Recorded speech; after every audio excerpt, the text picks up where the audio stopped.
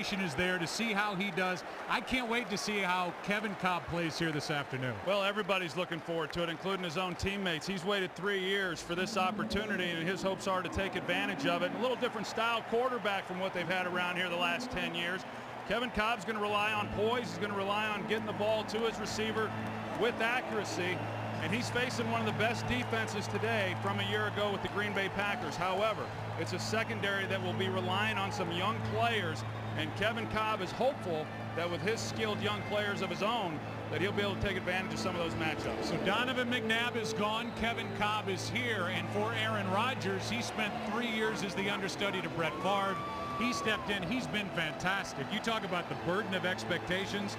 People just expect him now to have a big year here in 2010. Well, and they should. This is an offense that finished third in the National Football League last year in scoring. They returned all 11 starters. He's got a bevy of players to get the ball to, including Jermichael Finley, who they are expecting big things from him this year. You just used the word bevy.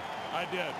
Let's go down to the field. Here's Pam Oliver. Pam. Well, Joe, with all those weapons on offense, Mike McCarthy has had to address the potential for sulking. McCarthy says he will not tolerate bad attitudes from guys on offense with diminished opportunities. Of course, the subplot, Jermichael Finley, the best tight end in the game, so says his quarterback. Joe? All right, Pam. Well, they are fired up on what is a cool, little breezy day in Philadelphia. Green Bay Packers will take the opening kickoff. 67 degrees, and this place is jammed. 69,144 is the capacity. And they'll be able to say they saw the start of the Kevin Kolb era here with the Eagles. But we'll get our first look at Aaron Rodgers and the Green Bay offense. Glad you're with us. Jordy Nelson on the run from outside the 5. Returning kicks for the Green Bay Packers and can't make the 25. Riley Cooper, the rookie, downfield to make the stop. And here is Aaron Rodgers, who has had back-to-back 4,000-yard passing seasons. His third year as starter, and he is protected by a pretty good offensive line. Offensive line that for the last couple of years has come into week 1 in a little bit of disarray because of injuries, but this is as good a group as Mike McCarthy has come into an opening day with.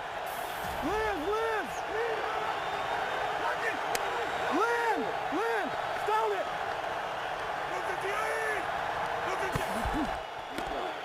Rodgers starts out with a throw and slings it low and incomplete for Jermichael Finley. Mike McCarthy, the head coach, said we're going to stay pretty close to the line of scrimmage, keep it simple early, then stretch the field late. There's a big addition. Stuart Bradley back in middle linebacker for Philly. We welcome in a new audience. Joe, Troy, and Pam with you from Philadelphia. First play from scrimmage. Aaron Rodgers incomplete for Jermichael Finley. 2nd and 10. Go, you can rock it.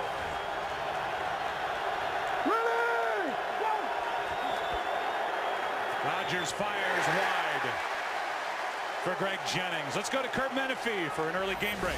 Controversial finish in Chicago. Lions down by 5, 30 seconds to go. Sean Hill hooks up with Calvin Johnson, both feet down, and goes to the ground with the football, but he lost it getting up. They review it, and they say he did not complete the process, therefore no score, and the Bears win it 19-14. Jim Schwartz and the Lions livid, but Joe, Troy, and Pam, or Mike Pereira says that was the right call by the officials. I saw that. Pereira's 1 for 1. 3rd and 10.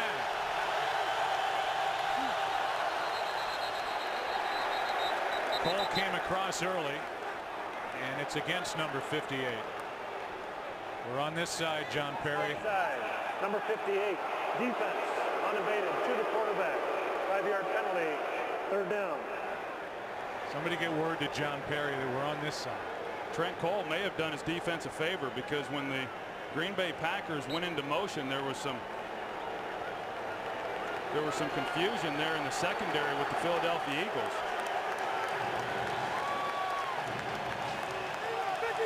This is a fast defense under the direction of second-year defensive coordinator Sean McDermott. 3rd and 5. Over the middle, pass incomplete for Greg Jennings. You know, it's interesting, Joe, you mentioned it. Mike McCarthy told us just the other day that coming into this game, he wanted to be very conservative in the play calling and really allow Aaron Rodgers in this offense to settle in a little bit. And those weren't difficult throws that were asked of Aaron Rodgers, but he was off the mark on all three of them. On first down, he had a chance and a good matchup there with Jermichael Finley and failed to deliver the ball. And that's what happened on the second down and third down throws as well. Maste will punt. Almost got it blocked, and Deshaun Jackson calls for a late fair catch. 41-yard punt, nothing on the return. We'll take a look at the offense for Philadelphia. And you have to circle number 4. And how about circle number 7? Right out of the gate, Michael Vick, who's the backup quarterback, and that wildcat option is in the huddle. You know, I thought there was a chance that Michael Vick would get more playing time early in the season, but I did not expect it to be the first play of the 2010 campaign. We saw them practice a play on Friday where Vick lines up wide, as he does here, gets a toss and then throws deep to Deshaun Jackson. That's Vick at the top. Instead, a spin and a throw to Selleck, and the big tight end lowers his shoulder and takes it to the 35. Went right through Charles Woodson, a penalty flag, and it looked like the Eagles were a little off getting off the line of scrimmage at the snap. There he is. Illegal formation on the offense. Only 6 men on the line of scrimmage. 5-yard penalty, first down. So it's a 5-yard penalty. We welcome in another new audience. It's 1st and 15. As you watch some of the finals roll in, the top right-hand corner of your screen, including that game in Pittsburgh. Low-scoring affair with the Steelers and Falcons.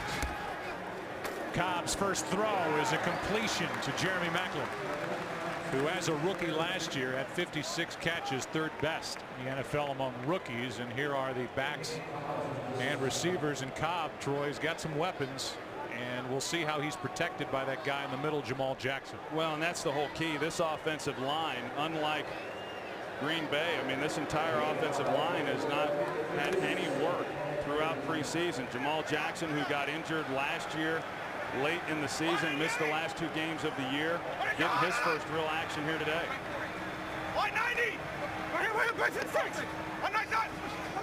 On 2nd down and 10, Cobb with a nice pocket throws, incomplete for Selleck. And while we look at the defense, it's a 3-4 under the direction of Dom Capers. Realize that B.J. Raji, who's now at nose tackle, all 337 pounds of him, will be pounding on Jamal Jackson, who's just over 8 months removed from surgery for a torn left ACL that, as Troy mentioned, he suffered on December 27th last season. 956. No, hey, run, solid. Huh? 180. What? 3rd down and 10. Blitz coming. That's Matthews, and Matthews drags down Kevin Kolb. As a rookie, he had 10. And here in the opener, the first series on defense, he's got his first coming from the other side of the defense. We're going to see LaShawn McCoy right here. He's going to step up and check Clay Matthews there in the middle. Clay Matthews does not come right away. And so what happens is McCoy then goes out into the route. And Matthews then has a free run at Kevin Kolb right up the middle. A vicious sack for Clay Matthews, trying to knock the ball out. Forces the punt from Sav Rocca. And he hits a good one. Tremont Williams is waiting for it, calls for a fair catch, and hauls it in just outside the 25. How about another game break? Here's Kurt Menefee. 3rd straight meeting that the Falcons and Steelers have gone to overtime, but this one ends rather quickly. Rashard Mendenhall, 50-yard touchdown run for the Steeler victory, 15-9. Pittsburgh, 8 straight opening weekend wins. That's the longest streak in the NFL. Joe Joy Pan. All right, Kurt, thanks. Both teams in this game went 3 and out. Either side ran the ball in their opening possession. First down, Green Bay. Jam! Check 30! Ready! Go!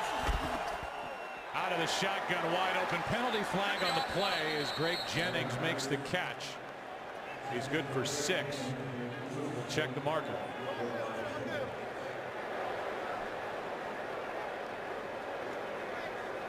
Offside. Defense, number 55, lined up in the neutral zone at the snap.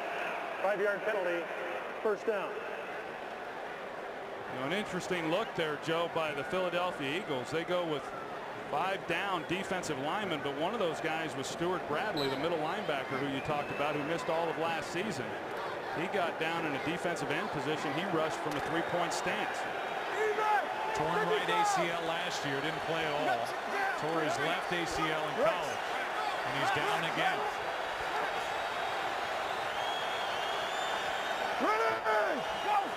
First down and 5. Rodgers slings it, pass complete, Driver first down. A gain of 8, wrapped up by Ellis Hobbs, who's back after suffering a herniated disc in his neck and on IR last November. Now, Green Bay there was in a 1-back set, and that's one of the things that defensive coordinator Sean McDermott talked about, that, you know, in looking at the Packers' tendencies, when they're in a 1-back offense, that's when Aaron Rodgers likes to get the ball out quick. That's when they throw the slants, and that's what they got there on that last play. Blue 58! Blue 58! On first down, first carry of the day, Ryan Grant over the right side, trying to get to the edge, and he's knocked out by Asante Samuel. A gain of just 2. There's Ryan Grant, who has had back-to-back 1,200-yard seasons last year. Averaged just under 4.5 yards per carry. For an offense that overall was ranked number 6 in the NFL.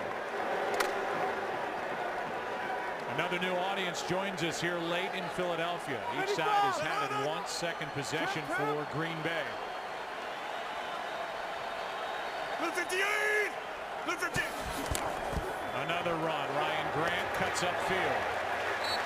Picks up 3. Troy, here are some of the big picture items and the starting points coming into this game. Obviously, Kevin Kolb is in the spotlight.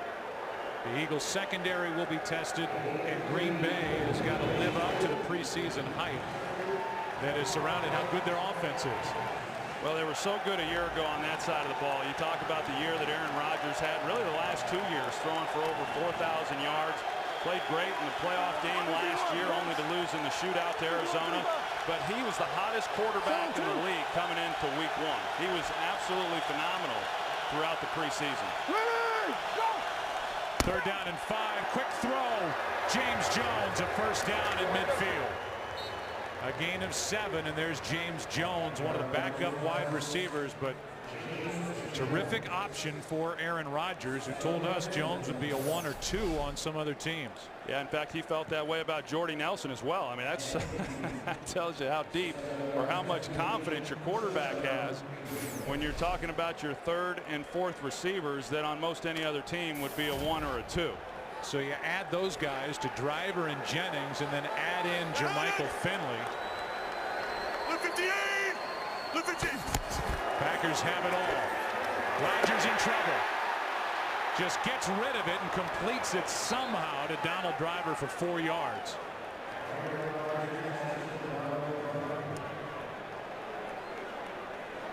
And Stuart Bradley, he's making his presence felt. Here he is right here in the middle, and he's just going to scrape off the edge. He's going to see the action there by the quarterback to his left.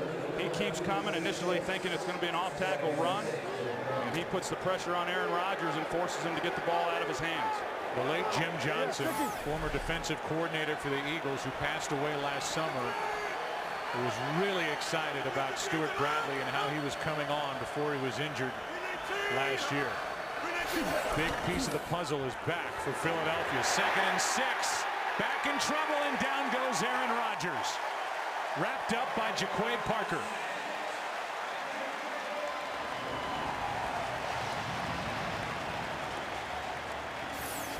Well, the first thing Philadelphia wanted to do was get physical with Jermichael Finley when he got split out as a wide receiver. They were able to do that. Trent Cole, he just goes right through Chad Clifton there on the left side. And then Jaquay Parker is able to come in from the other side. You see the face mask there that went uncalled.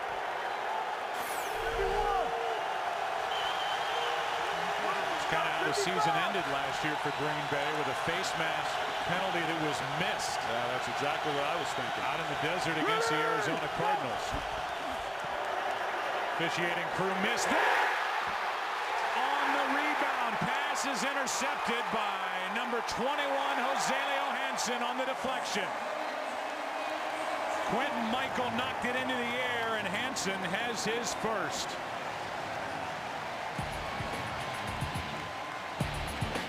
We'll take a break. When we come back, Kevin Kolb back to work as the Philly defense gets a turnover here early. For the first time since 1999, the Eagles have a season opener without Donovan McNabb at quarterback. It was Doug Peterson in '99. Now it's Kevin Kolb, who had 2 starts last year. Threw for over 700 yards combined in those 2 starts. He hands off. That's LaShawn McCoy, who picks up 1, and we go back to the interception.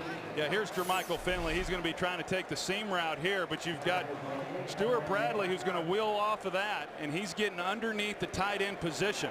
And as we talked about, Stuart Bradley's a big middle linebacker, and there's just not a lot of places there for Aaron Rodgers to try to fit that ball in, and it gets away from him.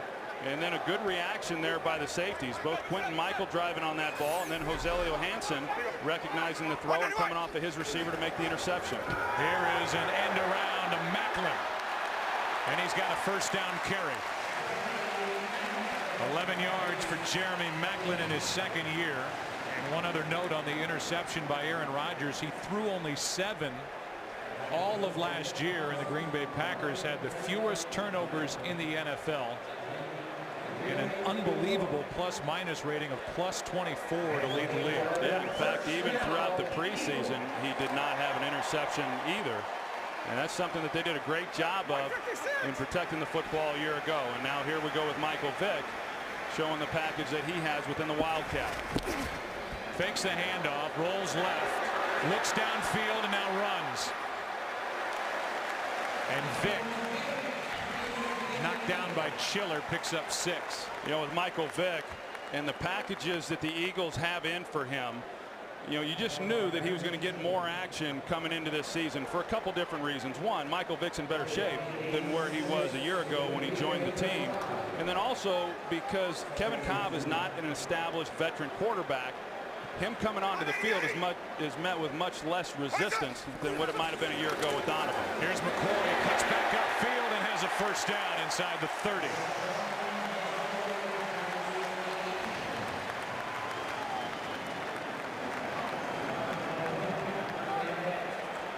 We'll keep an eye on Jamal Jackson there at center. Here he is, 67, right in the middle. He's got to take on B.J. Raji. They go a slant. Green Bay's running a slant. You've got Philadelphia blocking that down and creating some running lanes then for LaShawn McCoy.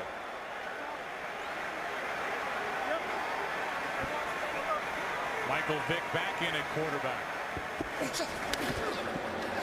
Rolls to his left, and there's nothing there. Knocked down by Nick Barnett, and a loss of 1. There's a little bit of an unknown with this Green Bay defense, particularly there at linebacker. Nick Barnett, another one of those guys who didn't get much practice time this past August. Clay Matthews, we've seen him already come in and have an impact with the sack there on the first possession. But Barnett, he had a heck of a year last year, and he admits now that when Dom Capers came in as defensive coordinator and put in the 3-4 scheme, that he was not real excited about that. He thought he was going to have to take on a lot of blockers, and he ended up having a great year. Career best 4 sacks a year ago. Off his back foot, and the pass incomplete, and Kolb ends up on his rear end as a penalty flag is thrown in the secondary. Pass intended for Selleck.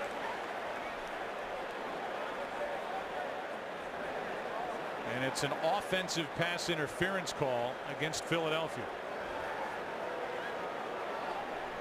Pass interference, number 87. Offense, 10-yard penalty, second down. That is the 4th Eagles penalty already, with 5.5 left in the first quarter. Well, here's Selleck right here, and he's just running the seam route, and Clay Matthews is in coverage. He runs it, not a real good out and up. I guess he got him with that left arm right there. It really was not a push-off. I don't think Selleck was intending to try to get any kind of advantage, on the route. But there was a little contact there, and Kevin Kolb, he's got to be real careful. I mean, one of the things that has hurt him in his limited playing time is some of the lapses that he's had in trying to force some throws when they're not there. Play action from Kolb. Throws it high and nearly intercepted. Tramon Williams got his hands on it. Pass intended for Deshaun Jackson, and really both quarterbacks a little off here at the start. It's 3rd and 21. And this is something that he'll recognize as he gets a little bit more playing time. But Tramon Williams was baiting him right there, wanting him to throw the route, which he did, to Deshaun Jackson, and then come off of his guy and make a play on it. And he was there to potentially come up with the interception. Now Kolb on the sideline again. And so a lot of Michael Vick. Eagles need a little more yardage to be in better field goal range for David Akers. Quarterback draw. They have that yardage. Short of a first down, but Vick gives the Philadelphia Eagles a better chance at 3 points. And now Jeremy Maclin gets up and starts shoving Tramon Williams. Brandon Schiller, they were all over there. Maclin was all alone. One of the things I think you've got to guard against a little bit, or Andy Reid has to, is wanting to get Michael Vick on the field and let him have the ball in his hands to see what he can do. But at the same time, you've got a young, nervous quarterback making his first start of the season, and there's a lot of pressure on him and a lot of expectations, and you want to give him at least some time in there to settle in and not having to be coming in and off the field the way that he has here in the early going. That 13-yard run makes it a 45-yard try by Akers, a Pro Bowler a year ago. And David Akers drills it. Troy, are you aware of any older quarterbacks that were veterans that might not have liked to come off the field for Michael Vick? Might have known 1 or 2. Yeah, he wore number 8 for the Cowboys. Kolb wears number 4 for the Eagles. 3-0 Philly. Category of points off turnovers, Philadelphia has 3 after the Joselio Hansen interception, with an assist from Quentin Michael. And now Jordy Nelson will take it from inside the 5, looking for a lane, crosses the 25 when Jeremy Maclin got into it with 3 players from the Green Bay Packers. His head coach Andy Reid was in the middle. Maclin a little outnumbered. Green Bay has it, down 3. One little injury note on the Green Bay side on that last defensive series. Cullen Jenkins left to get his hand x-rayed.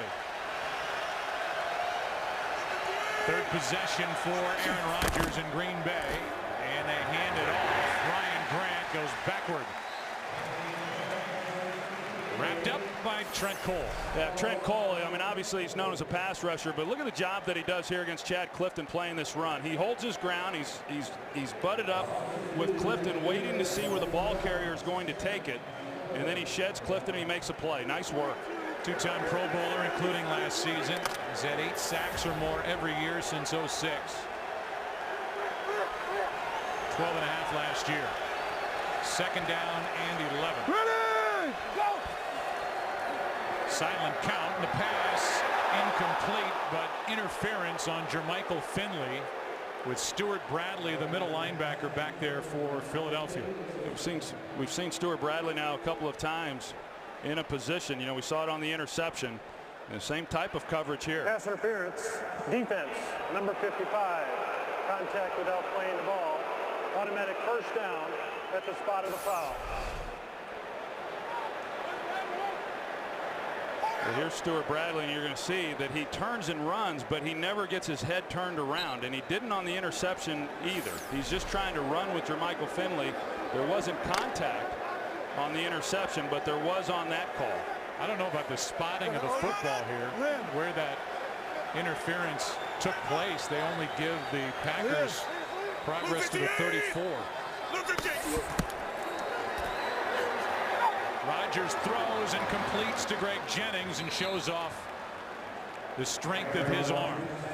13 yards, and Jennings, who had 68 catches and over 1,000 yards last year, is getting involved early. Yeah, and you could see the amount of time that Aaron Rodgers and Greg Jennings have had together, not only in games and in practice, but also going back to the offseason. They began throwing in March, which seemed to be pretty commonplace back when I was playing. But the more I talk to a lot of these quarterbacks, they typically just throw with their guys when they're at the mandatory camps. But no question, Aaron Rodgers has a great feel for Greg Jennings.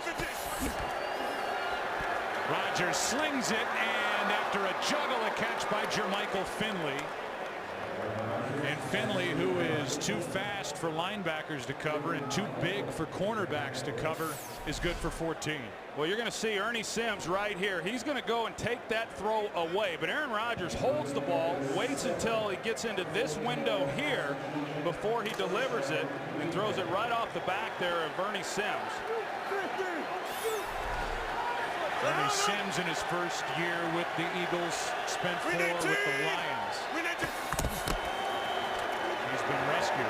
Here is a completion to Finley, who stays on his feet, gets around a tackle by Asante Samuel, and is good for 6. Samuel not able to bring down a guy who's 6'5", 247. And Jermichael Finley, he's wanting to get over the sidelines and take a little bit of a break. But yeah, you can only imagine. I mean, the size on this guy, and that's what's got Green Bay so excited. Of course, when you come in and you just throw your shoulder at someone, you're not going to make too many tackles anyway. But he's got great size, great speed, athleticism. He's got the whole package. So you didn't like that tackling technique of Samuel? I don't like a lot of those corners the way they tackle. 2nd down and 4. Grant to the 30. 3rd and short coming up. You know, we talked about Stuart Bradley, and he's been involved in a lot of action already here in the first half. And you know what a specimen he is. The size at 6'4", 260 pounds. When we talked to him the other day, Joe, I couldn't believe, because he carries it awfully well. But last year, there was a lot of talk about how this defense wasn't as dominant as it had been the year before. They were 3rd in the NFL, you know, back in 2008. A lot of it had to do with the fact they started 6 different guys there in the middle.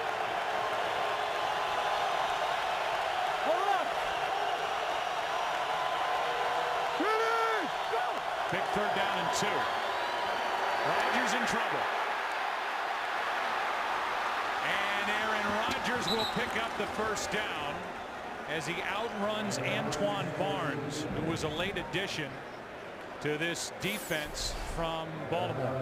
That's just good coverage right there by Philadelphia, because Aaron Rodgers had some time to get the ball out. He was wanting to take the middle of the field, but there was nobody open where Aaron was looking. And you know, this is something that I think is taken for granted as well with Aaron Rodgers. You know, he's also a pretty big quarterback, but yet he moves pretty well. Last year, as a matter of fact, was the 2nd leading rusher for the team.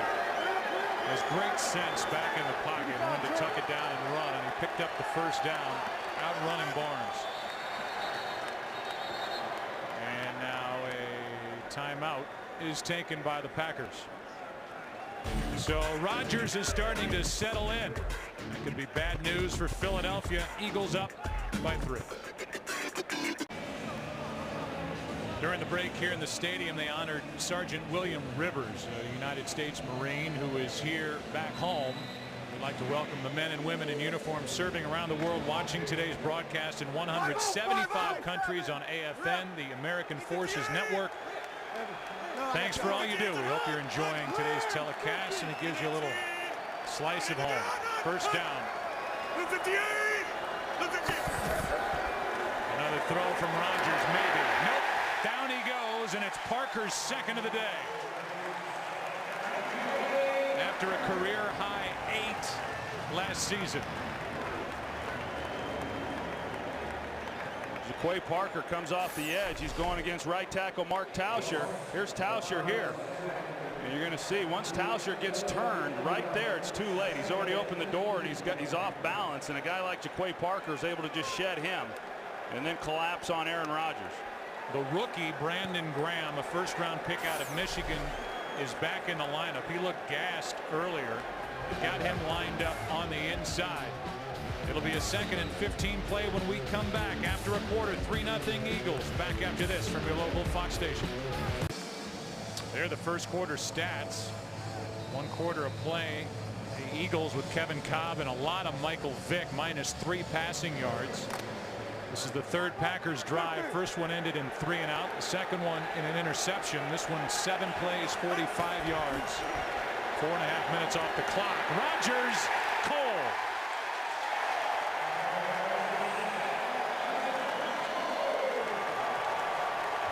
And a loss of 7. Well, here's what you're going to see. Aaron Rodgers, he's looking off the defense, and then he comes back to Greg Jennings, and he's double covered, which Aaron Rodgers didn't pick up on a pre-snap read, and because of that, he had to tuck the ball down, and when he started to try to bail out to his right, Trent Cole had gone right around Chad Clifton there at left tackle. Tauscher got worked at right tackle earlier. Now Clifton at left tackle, and it's moved the ball all the way back to the 36. Rodgers has been sacked 3 times. 3rd down and 22, and they hand it off. Brandon Jackson just inside the 32-yard line. A gain of just 5. And good work by this defense. And Antoine Barnes, who had pressure earlier in this drive, is down, and they'll give him a look. It will be 4th down when we come back, and a 49-yard try coming from Crosby.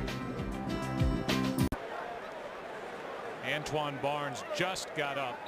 May have had the wind knocked out of him. Doesn't appear too serious at this point, but he was down for quite a while.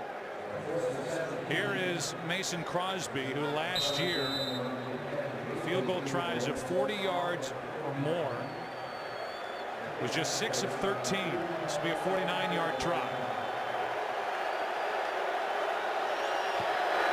And Crosby, good start to his year. 3 points from number 2. And this game is tied. A long one from Akers, a long one from Crosby, to the delight of Aaron Rodgers. 3-3. If you notice something different, Fox Sports is presenting these games in widescreen, very similar to how you've been watching movies at home for years. Gives you the advantage of being able to see more of the players in the field itself. We're able to have our cameras shoot 25% more of the action, and it actually resembles more closely the way we see the world. The human eye sees more horizontally than it does vertically. Troy Aikman taught me this last week. Widescreen is considered to be a more natural view for humans, more closely simulating the way we see the world than the tunnel vision view without it. So think of it as twice as wide, not half as tall. And Justin Harrell, who left, injury to his left knee. Poor guy cannot stay healthy.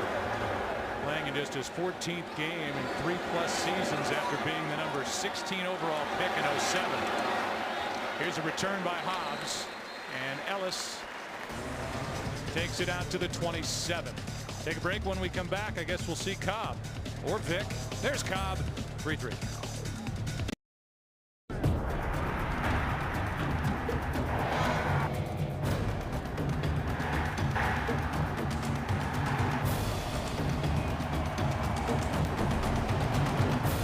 There is the family of Kevin Kolb, his father, football coach Roy, his wife Whitney, Linnell. They have a full luxury suite here in Philadelphia. And on first down, handoff is to McCoy. Had room to run, and then Clay Matthews made a very good play, a gain of only 3. About a little more about Kevin Kolb. He's from Texas, Stephenville. Some of his interests, he competes in fishing tournaments.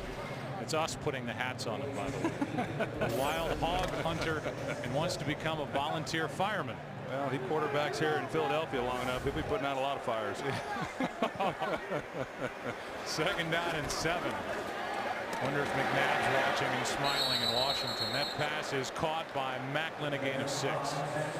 You know, I've had a chance to get to know Kevin Kolb a little bit, spend some time around him, and I really like the guy. I think that one of the things that he brings to this offense is some real poise. I mean, he's a cool, calm, collected guy, and he's got a lot of talent. And I know that the organization, Andy Reid in particular, is awfully excited about him. And you know, the difference with all these quarterbacks around the league, they all have the talent. When you hear guys say they can make all the throws, well, heck, every quarterback in the league can make all the throws. It's what they do with the decision-making process that separates the great ones. Right guard pulls, and Michael Vick carries and has enough for first down.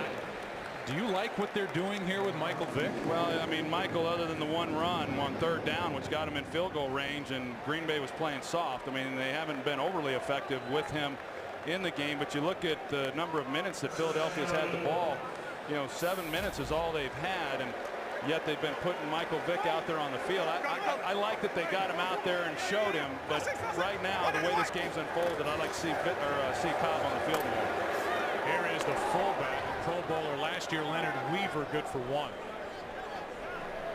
As you said, give Cobb, and now Leonard Weaver is injured. And that'll bring Andy Reid out onto the field. This is a roster that does not have a backup fullback. Oh, a nasty injury to the left leg of Leonard Weaver. Take a break and come back. A huge hand for Leonard Weaver, who had a brilliant season in 2009. It's a Pro Bowler. Carried the ball 70 times, averaged over 4.5 yards per carry, caught it 15 times, 2 touchdowns, and just a gruesome injury to that left knee. Well, you kind of wonder where they would have been a year ago without Leonard Weaver because of the injury to Brian Westbrook. He got a lot of carries, as you said, 2nd leading rusher last year on this team. They were already thin at the tight end fullback position. Of those 2 positions, only 3 guys on the roster. Leonard Weaver would be the only fullback, and then only 2 tight ends, and so that's a significant injury to this offensive unit. 2nd down and 9. Cobb is sacked. Pressure right up the middle, and B.J. Raji was right in there. And Raji, who had 12.5 sacks in college, gets his first in the NFL. You got Charles Woodson there on Deshaun Jackson, and he just doesn't have time. He gets separation from Woodson, but Kevin Kolb just had no chance. B.J. Raji just brought the pressure right up the middle. And then they got Nick Barnett following in behind that. It was just an absolute collapse of the pocket on Kevin Kolb. It's actually number 2 in the young career of Raji, who was first-round pick last season. Gets one in the opener, and this one is batted and picked off by who else? Charles Woodson. Tremont Williams got his hands on it first, and Woodson, bad toe and all, won't go down until he gets to his own 45. Well, this is what I was talking about, Joe. It was just a poor decision right from the beginning. Not a good throw, but it was a ball that should never even have been attempted. Woodson had 9 last year. Did he secure it going to the ground? They may look at that. When we went to break, they showed the replay here in the stadium, and Andy Reid immediately threw the challenge flag as this ball was cradled against the body of Charles Woodson, and then the ball hits the ground, shifts, then he regains control. Mike Pereira, who's listening to us during the break, he used to do that when he worked for the league, second guessing us. Now he works for Fox, and he believes that that interception and call on the field will be overturned. Woodson, who had 9 and was the defensive player of the year in 2009. First cornerback to win that award since Deion Sanders in '94. In our estimation, almost had it, but did not secure it all the way through the catch. Same thing happened to Calvin Johnson and the Detroit Lions in what was nearly a win in the opener at Chicago, when Johnson dropped the ball going to the ground at the back of the end zone. Yeah, but I think you got to go back to the decision that Kevin Kolb made in trying to force that ball in there. Tremont Williams, the corner, who was the one in coverage, he was in a great position to defense that ball the entire way. In fact, he was on top of Deshaun Jackson. There was really no place to put that ball. And I agree with you, Joe, that the ball is going to come back and it's still going to be Eagles possession. but they are very fortunate because that should have been a pretty easy interception by really Tramon Williams, but he's not able to make a play, and then Charles Woodson wasn't able to haul it in either. Going to the ground, you have to maintain control.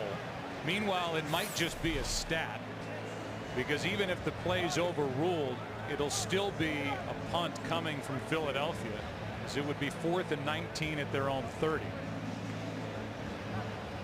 You know, the one thing that I have seen from Kevin Kolb in the few times he's played, of course, the 2 starts last year, and then the other times when he came in off the bench there for Donovan McNabb, is, as I said, I think this guy is going to go on and be a terrific quarterback in this league, but there are 2 or 3 times a game to where he'll make it, there'll be a lapse in judgment, and he'll try to force a throw that will hurt his team, and that was one of those there. Here comes the call. After reviewing the play, the ball did hit the ground without player possession. Therefore, the pass is incomplete. It'll be 4th down. Please reset the game clock to 11 minutes. Philadelphia is not charged with their first team timeout. Well, we'll see what kind of a trade-off it is in yardage, but that's basically what it looks to be at this point. And Woodson's got that look on his face. He knew it. He thought he had his first. He had 9 a year ago, 3 touchdowns. He's just got one of those guys that has a nose for finding the football. Well, really, that entire secondary does. Of course, they got the rookie Morgan Burnett, but of the 3 guys that started the game today, last year, collectively, they had 19 interceptions. I mean, there's a lot of ball hawks on that back end for Green Bay, and so you've got to be real careful as the quarterback on where you're trying to fit some of these tight throws. And I thought it was interesting in talking to Dom Capers, as great a year as Charles Woodson had last year, I mean, he still feels that there's more within the scheme that they can do with him. Now, he just signed an extension, and I think one of the reasons why they did that, even though he's up there in age, is because they believe that he can make a heck of a safety, a lot like Rod Woodson, who also learned under Dom Capers whenever he's done playing corner.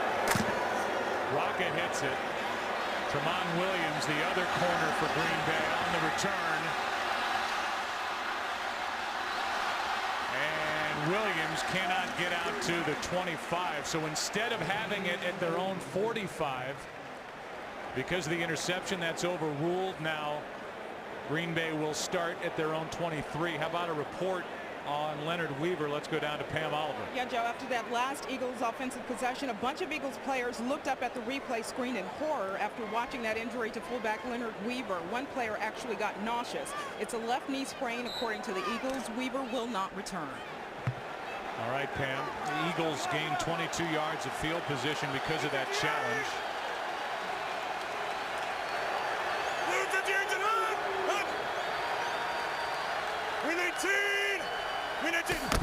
So from the 23, handoff is to Ryan Grant. He's made no impact in this game. He gets 1. We look ahead to October and postseason baseball here on Fox. And some different teams than we're used to on the National League side. Teams like Cincinnati, Atlanta back in the fold. And then what's going on out in the NL West with that battle between the Giants and the Padres. The NLCS begins right here October 16th on Fox. I'm not going to say anything about the Padres. Last time I asked for more coverage, they lost 10 in a row. Right. Right here. Right here. Second down and 9. Pressure from the rookie. He can't get there, and the pass complete to Finley. Brandon Graham got through, but it's a completion for 7. Yeah, that was about as easy as it's going to get for Brandon Graham. Josh Sitton, the right guard, he just completely turns him loose. Brandon Graham had a free run. You're going to see him right here. He's just got a free run right at Aaron Rodgers.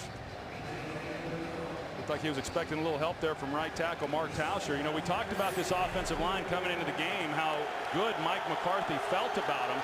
But I'll tell you, that defensive line up front for Philadelphia has gotten after him here in this first half.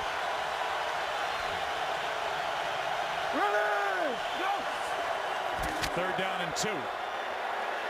Rodgers, time running out. Pass complete, but short of a first down to Brandon Jackson.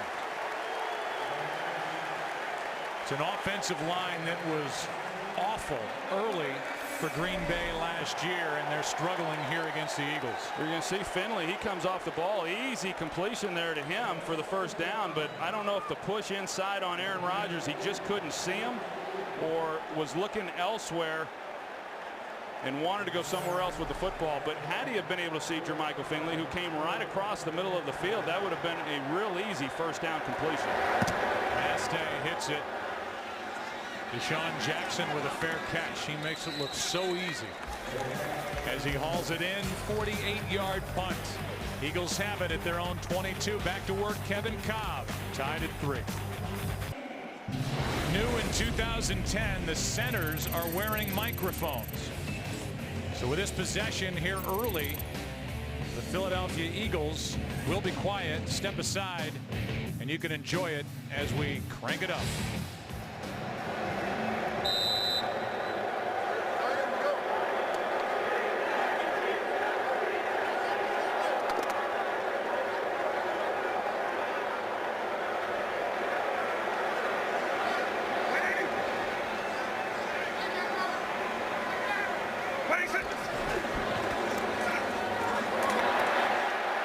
Penalty flag as Mike Bell is spun around after a gain of 9, and it's a hold against the Eagles. Holding, number 71. Offense, 10-yard penalty, first down. Vic out, Kevin Kolb back in. It was a pretty easy call there on Jason Peters, who, you know, even though he was a Pro Bowl player last year, he was very inconsistent in his play. You see him there at left tackle, and Brad Jones, the outside linebacker, tries to come off of that block, and he grabs underneath his shoulder pads, and there's the referee and the umpire right there to make the call. 180! 180! That's just the 3rd time the Eagles have thrown to Deshaun Jackson, and he still does not have a catch. And you can see the frustration in his body language coming back to the huddle. And overall, I think this offensive line has done a pretty decent job in terms of protection. I know that was a huge concern coming in, but going up against this big physical defensive front and a pretty active linebacking core with Green Bay, you know, they've done a pretty decent job of giving Kevin Kolb some time. Now Mike McGlynn is in a tackle. Kolb on second down is flushed to his right, throws underneath. That's McCoy, and he is sandwiched at the 18-yard line, a gain of 6. So Jamal Jackson, who is just over 8 months off ACL surgery, now they're looking at his right arm, maybe right elbow, on the sideline for Philadelphia. He is such an important part of this puzzle for the young Kevin Kolb, calling out protections and helping get that offense set.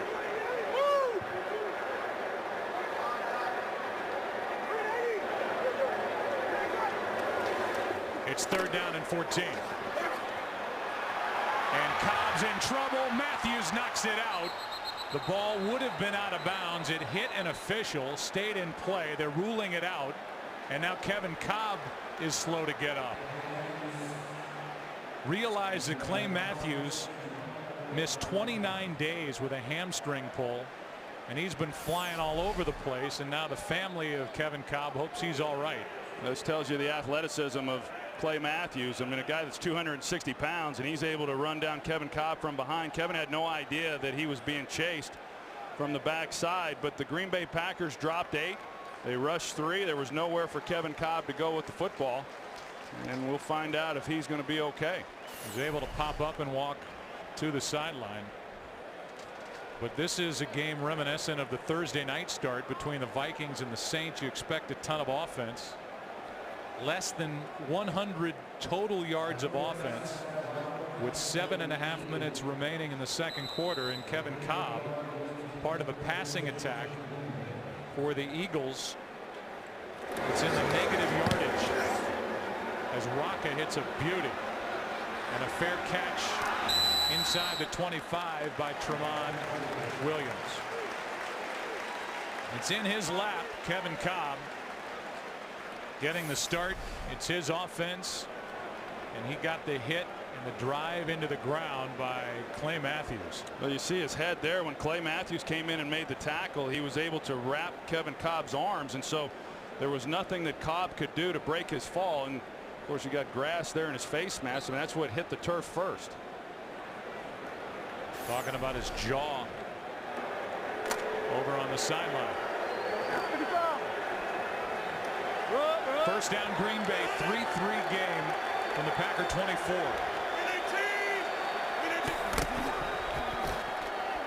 Handoff is to Grant, his best run. And Ryan Grant picks up 12. Nate Allen, the rookie, in the newest attempt by the Eagles to fill the void left of the departure of Brian Dawkins at free safety, made the stop. And in this era of heightened awareness of concussions, that drive into the ground, they're giving Kolb a lot of attention on the sideline.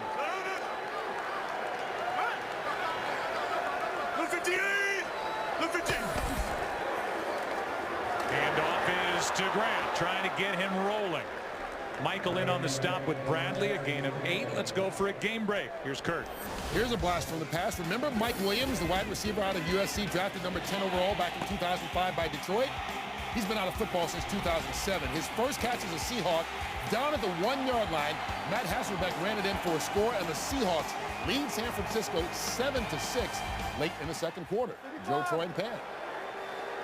All right, Kurt, somewhere Matt Millen is saying, oh, now you want to play. Thanks a lot. Here's Grant right up the gut. Inside the 40. An 18-yard carry by Ryan Grant before Quentin Michael brings him down, and now Ryan Grant is injured. Wow. You see Corey Hall here at fullback. He's going to lead the way. They go with their 2 fullback set, and just a good job there in the middle by left guard Darren College. He's able to seal the lane, and then Corey Hall seals the left side of that, and it gives Ryan Grant a clear lane. And then you see that right knee there with Quentin Michael falling on the right knee there of Ryan Grant. Grant able to get up, but he is limping severely going to the sideline. Grant on this drive, 3 runs, 39 yards. Like he started to get on a roll, and now he is hurt. You know, that tackle right there is what you saw so many times with that horse collar tackle, and that's why they outlawed it in the league. That was a legal tackle. I'm not suggesting that it wasn't, but it was the same type of whiplash effect there on the lower body. Push. 5.5 to play in the first half. First down. And Aaron Rodgers just slings it. Pass complete. Penalty flag on the play. Pass was caught by Donald Lee, a loss of 1.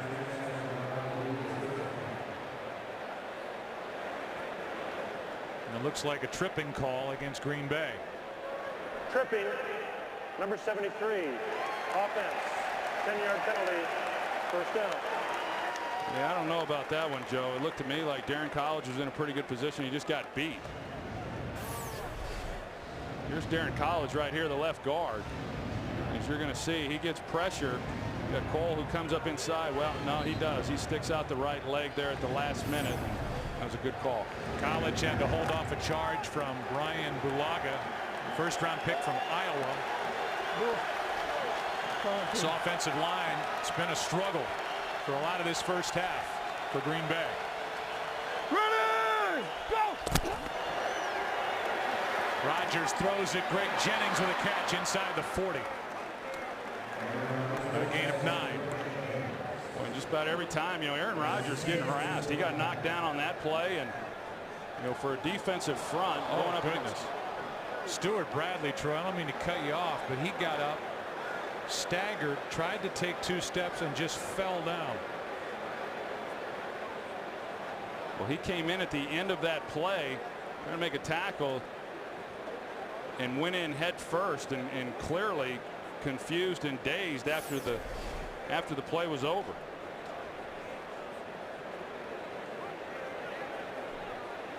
Oh. Here he is right here. Right into the right hip of Ernie Sims.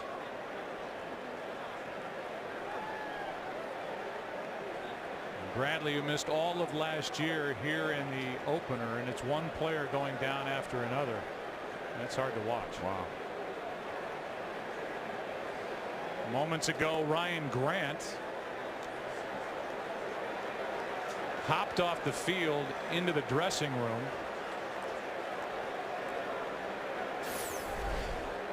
And now Stuart Bradley is at least seated, but as I talked about with regard to Kevin Kolb, they will be extra cautious. They're thinking about putting him back in the game. That looked awful. Let's go for a game break. Here's Kurt Menefee. Well, Beanie Wells is inactive for the Arizona Cardinals because of a knee injury. Tim Hightower getting more carries today. Nice cut back. He runs it 20 yards down to the 1-yard line and then scored on the very next play to give Arizona a 10-3 lead over the Cardinals, or over the Rams, pardon me, late in the second quarter. The old St. Louis team leading the new St. Louis team. Joe? All right, Kurt. Well, Bradley started to walk and then he jogged off to the sideline, which got a reaction. Well, I got to tell you, Joe, it's hard to imagine him coming back into this game. You know, in light of what we just saw, with all the attention paid to head injury, it's hard to imagine that he'll be put back in. So now Omar Gaither, who for a while was the middle linebacker last year, is in at his spot as Brandon Jackson carries it and takes it to the 35. 45 players are active on game day, and we've seen one guy after another hobble off this field. In fact, now at least Cobb's up throwing the ball after that hit by Clay Matthews. Colin Jenkins is playing with a big club on his left hand when the Eagles have the ball. It's 3rd and 8.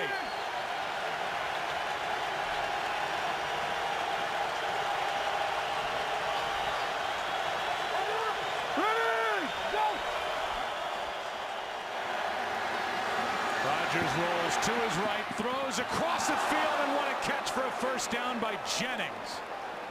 Up into the air and with one hand, a 16-yard catch.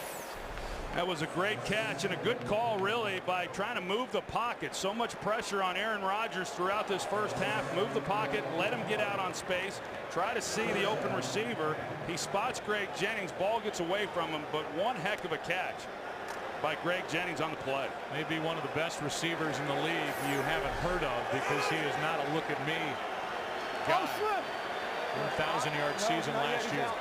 He's out. 158! 158! On first down, Brandon Jackson goes nowhere except into the arms of Bunkley.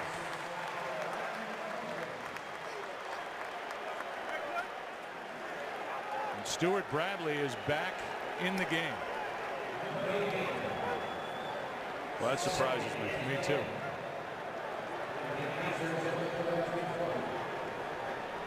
So whatever tests were performed, whatever hurdles he had to get over on the sideline, to the Eagles' satisfaction, he's okay to return.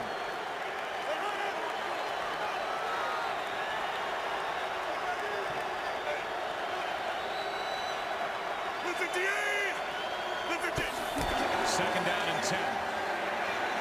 Out of the backfield, Brandon Jackson on the run. Good throw by Aaron Rodgers, and Jackson takes it to the 7.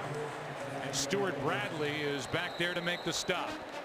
1:59 left. 2-minute warning in Philadelphia. Packers on the move. 1:59 left in the half. In the Fox box, as you look at the bottom half, you see the passing yardage 0 for Philadelphia. Timeouts are shown. First and goal from the 7. 2 timeouts left for Green Bay. It's Brandon Jackson, place of the injured Ryan Grant. Troy, you can highlight where the timeouts are on the Fox box. How's that? You like that? Good. Yeah, it's nice. As good as it gets right there. And the Eagles now will be left with 2 as they take their first. You know, what happened to all those weapons we were talking about with Green Bay? I don't know. This game. Well, we've seen this high-flying Green Bay offense. What happened? Yeah, it's grounded. But the same for the Eagles. I mean, this has been, you know, it's going to be more than a half, but you don't get a very long honeymoon when you're Kevin Kolb taking over for Donovan McNabb in your first start of the season, third career NFL start. He's made some mistakes, had an interception that was taken off the board, but so far the combination of Kolb and Vick has done nothing, and it's 2nd and goal.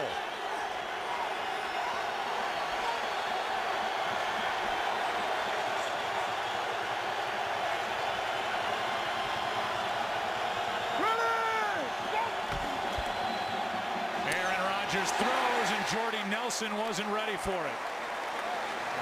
Pretty tough catch right there because of the distance between that throw and then the reception. Jordy Nelson, you know, you want to try to put that ball out in front and down low, and this ball comes up behind him and high. But you protect the receiver a little bit if you're able to put that ball down to where he can protect himself before the hit. 3rd and goal.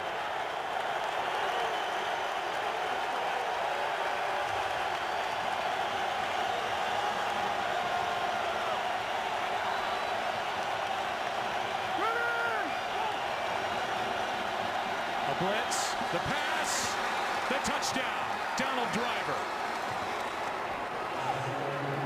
That is career touchdown reception number 50.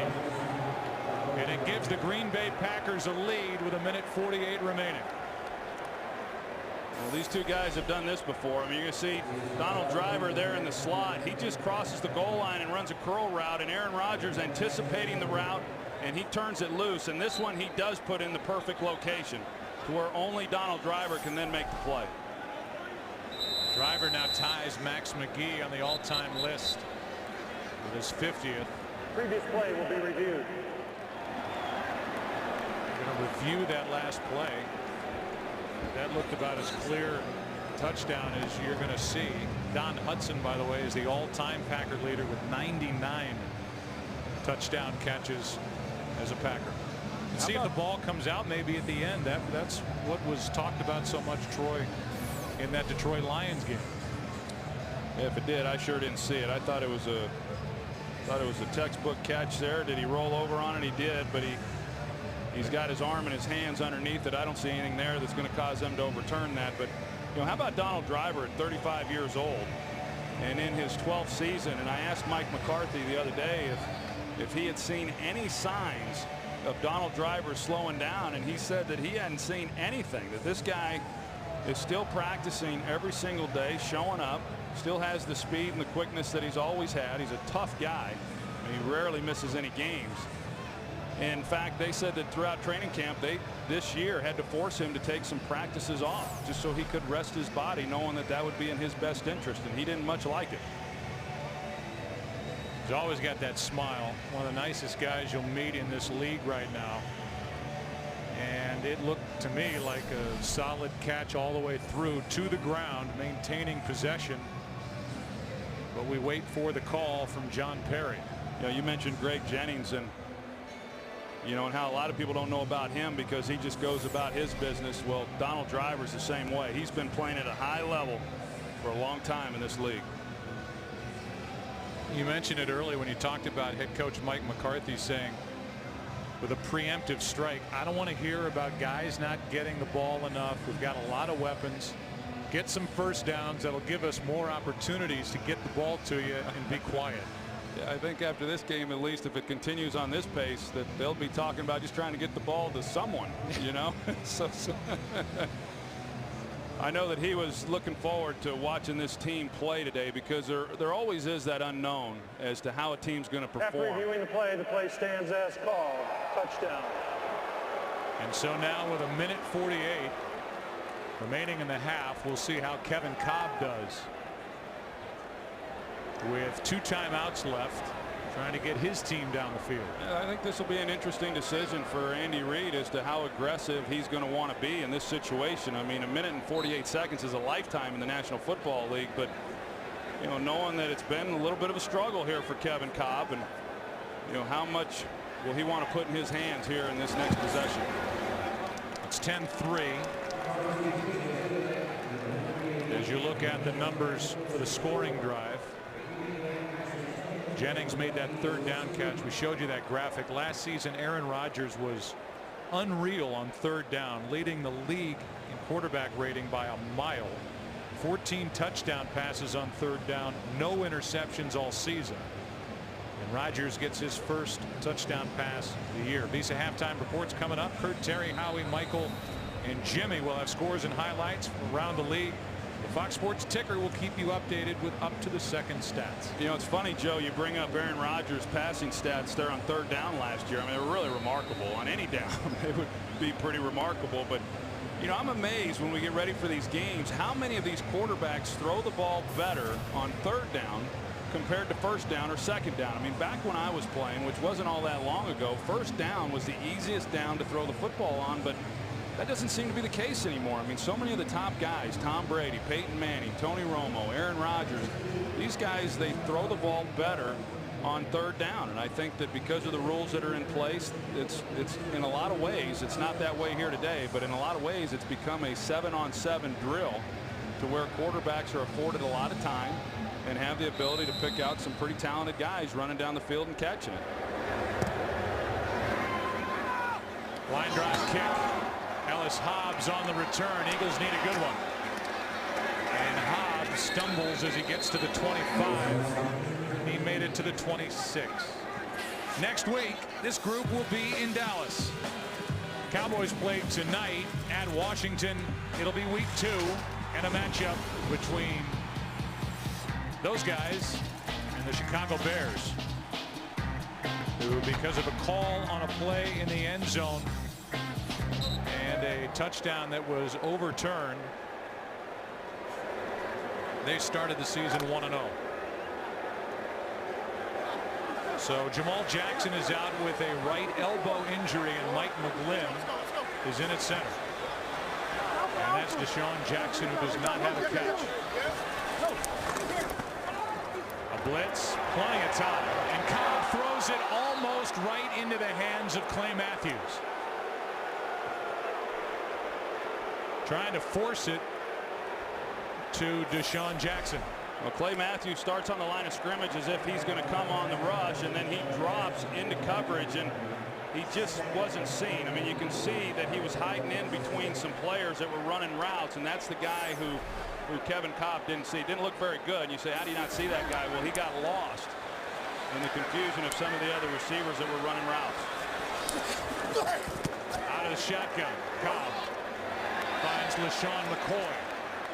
Makes a move, brought down by Tremont Williams, a gain of 6. You got Green Bay here with 2 timeouts, and you know, you're not careful. You don't convert here. Now you're giving the ball right back to Green Bay with a chance to come away with some more points before the half. It's 3rd down and 4. Kolb over the middle. That's into the air and caught by McGlynn. But it's short of a first down. Pretty nice catch by the big fella. Mike McGlynn is at center and snapping the ball for the first time in a regular season game. He was there during the preseason, and he was in the right spot as LaShawn McCoy had to go off his right knee. McGlynn made the catch, and if nothing else, avoided a costly turnover. Well, who says centers can't jump? Here you got McGlynn, and he didn't look like he was all that excited about it, but I can guarantee you inside he's doing a fist pump like you can't imagine. As a lineman, you can't show too much excitement. And in this 10-3 game with 44 seconds left, the Eagles are about to punt it back to Green Bay. And as we welcome you inside the booth, we've seen Aaron Rodgers have spurts where he's looked like Aaron Rodgers, and we have not seen really anything offensively from the Philadelphia Eagles, and in particular at the quarterback position, yet. No, we haven't seen much. I think what Dom Capers and his defense has done has been awfully good, because there were so many question marks, so much uncertainty. I mean, a defense that was outstanding a year ago, but they hadn't been playing together throughout preseason, and they come in here and wonder how it's all going to come together. And Clay Matthews in particular, who had next to no practice time, has been exceptional.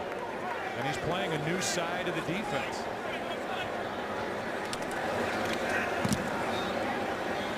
Rocca punts it. Fair catch, and now staying away from it. Ooh, dangerous play by Tremont Williams as he made the dive and secured it.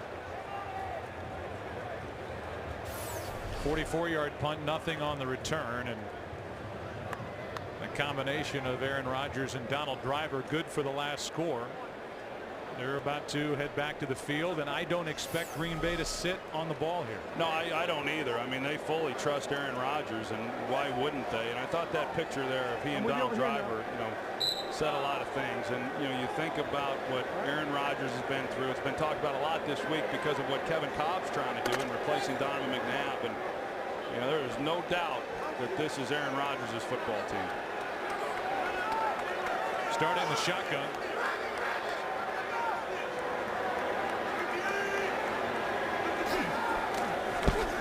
Quick setup and throw, and wide open, and with a first down and out of bounds is Greg Jennings. That was pitch and catch in front of Ellis Hobbs. Yeah, a lot of times you get in these situations before the end of a half and the defense gets a little soft, just not wanting to give up the big play, because as we know, the Packers have some big play ability, and Hobbs played awfully soft, and real easy to, he keeps playing like that, they'll keep throwing it. Now it's James Jones at the top of your screen. Jennings at the bottom.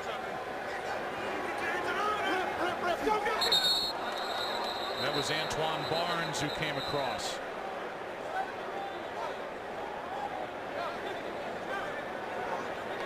Was he drawn off the discussion? Neutral zone infraction. Number 51, defense in the neutral zone, which caused the reaction by the offense. 5-yard penalty, first down. Eagles now have more penalty yardage in this first half than yards of offense. And they've thrown now for a total of 7 yards, the Eagles, while Aaron Rodgers is up to 92 yards. It has a touchdown pass. It's 1st and 5.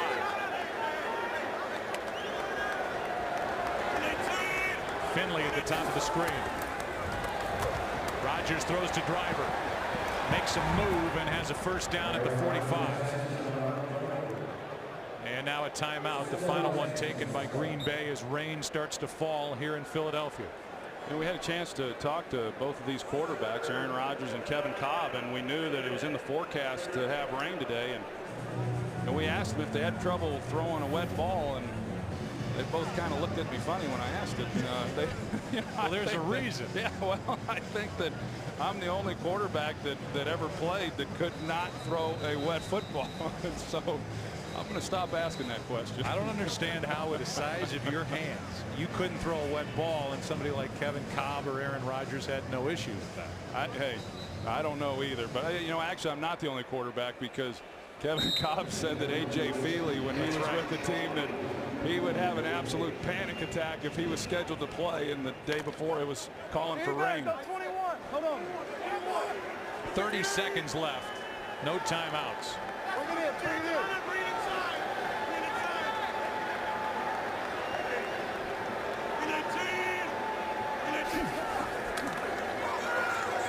Pressure off the edge. Rodgers sidesteps it and will head out of bounds on the Eagles side of midfield at the 48, a gain of 7. You talk about the ineptness of the Philadelphia Eagles offense. I've been awfully impressed with what I've seen of this Eagles defense. And Sean McDermott, he found out that it's a short honeymoon as well last year, replacing Jim Johnson. And in a lot of people's minds, that was a defense that didn't play particularly well. I disagree. I think the defense was good in a lot of areas and did the things that you're used to seeing from the Philadelphia Eagles. But getting tested here today the way that they are against a pretty good offensive unit, they've held up well. Otherwise, this wouldn't even be a ball game. 2nd down and 3. Rodgers over the middle, hits James Jones. And Jones wisely gets out of bounds. They're going to give Jones progress to the 45, and that should be enough for a first down, and that's upsetting to Sean McDermott. Now 15 seconds left. Now, Sean was thinking that they should have kept the clock running. I'm not sure why he was I understand why he wanted it to keep running, but I don't know why he thought that the officials should keep it running. Clearly, he got out of bounds with forward momentum. So 15 seconds left. And you would expect this next play to head toward the sideline. No timeouts. We're getting close to field goal range.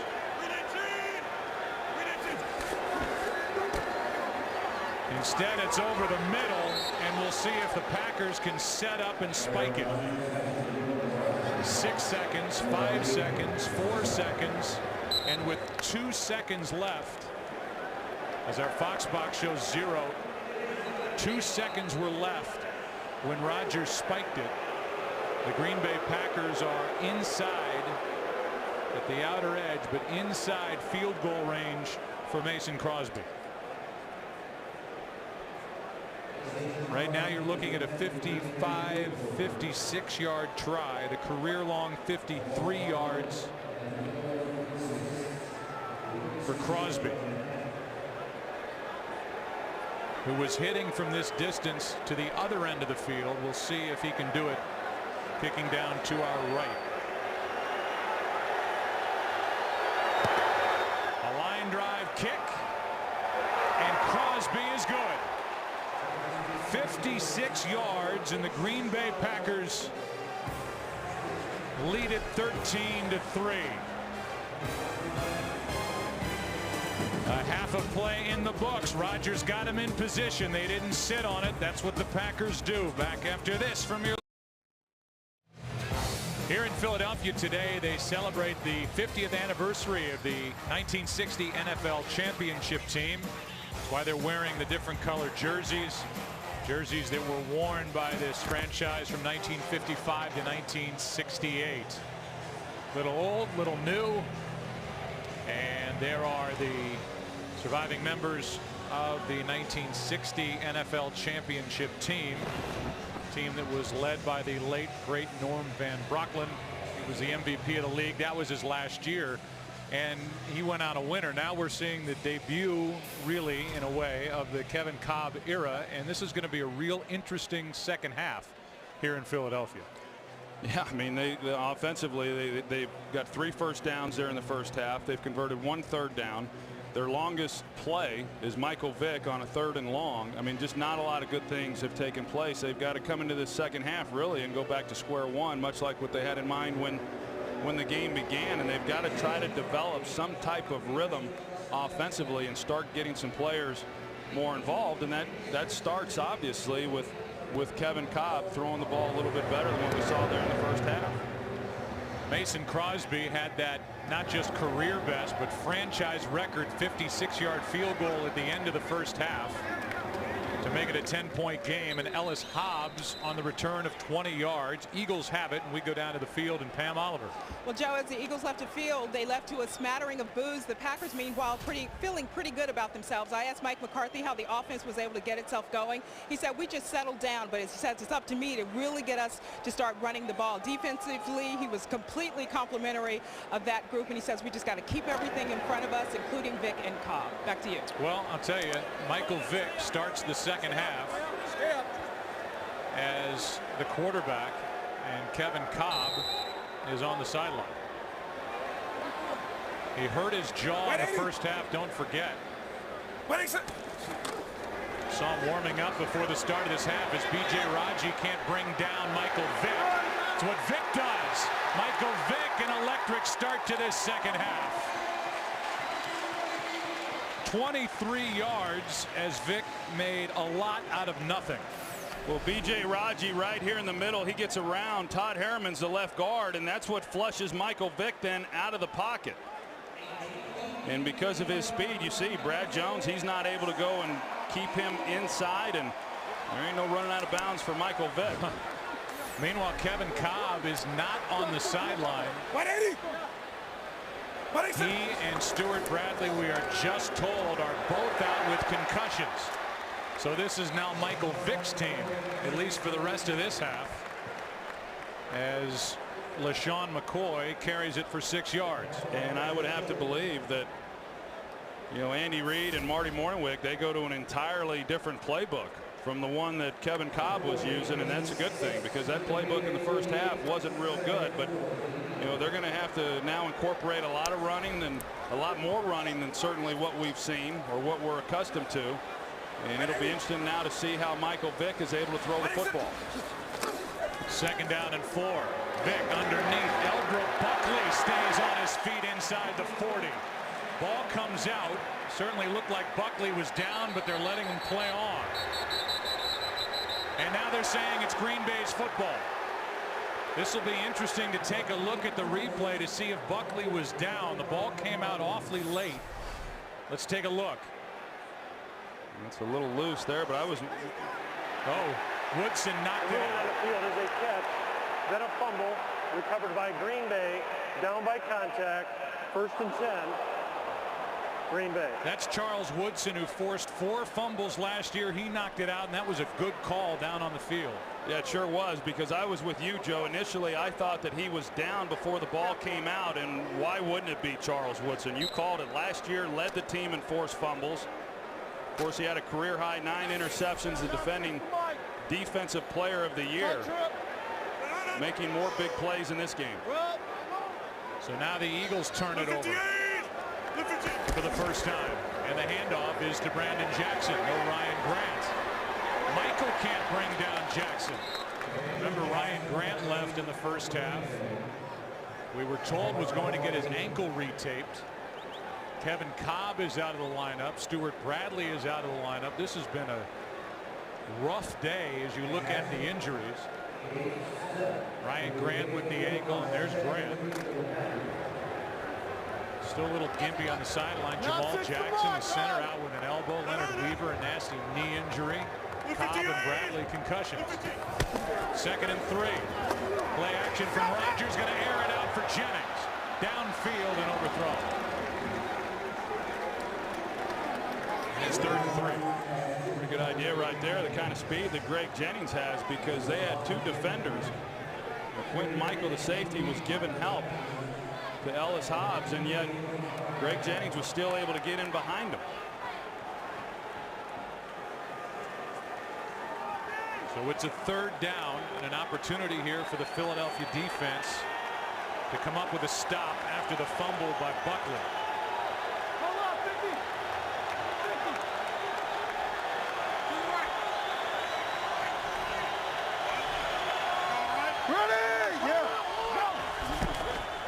Pressure from Cole doesn't get there, and the pass complete to Driver for a 1st down. A 7-yard completion on 3rd and 3. Well, Trent Cole's been getting after Aaron Rodgers throughout this game, and because the ball's coming out so quickly, they just turn him loose, knowing that he's got to come from wide on the outside, and the ball should be out of Rodgers' hands before Cole gets there. That's exactly what happens. Donald Driver had a clean release off the ball and an easy completion for the 1st down. Philadelphia just 86 yards of total offense. 1st down, Green Bay. Green 18! Green 18! Handoff is to Jackson, running left. Cole makes the play. Trent Cole has had a good start to this game, and he was helped out by Ernie Sims, a 1st-year weak side linebacker of the Eagles, formerly with the Lions. Yeah, in fact, defensive coordinator Sean McDermott, when he was talking about Ernie Sims, he says that he's a shark in the water, and they are awfully excited about him. They compared him with Brian Dawkins from the standpoint that you got to know where he is. Offenses better know where Ernie Sims is, because he's a guy who can create a lot of problems. Quick throw, and is almost intercepted by Asante Samuel. In a great position to take it all the way, and he came up empty. Stepped in front of Driver. Sure was. Really well played. Asante Samuel cluing in. He immediately drives on the slant. He's anticipating it. And we talked about it a little bit earlier in the game. That's what the Packers like to do, especially from their one-back sets. That was the game plan coming in defensively for the Eagles. He had an opportunity for the interception, just fails to make the play. It's 3rd and 9.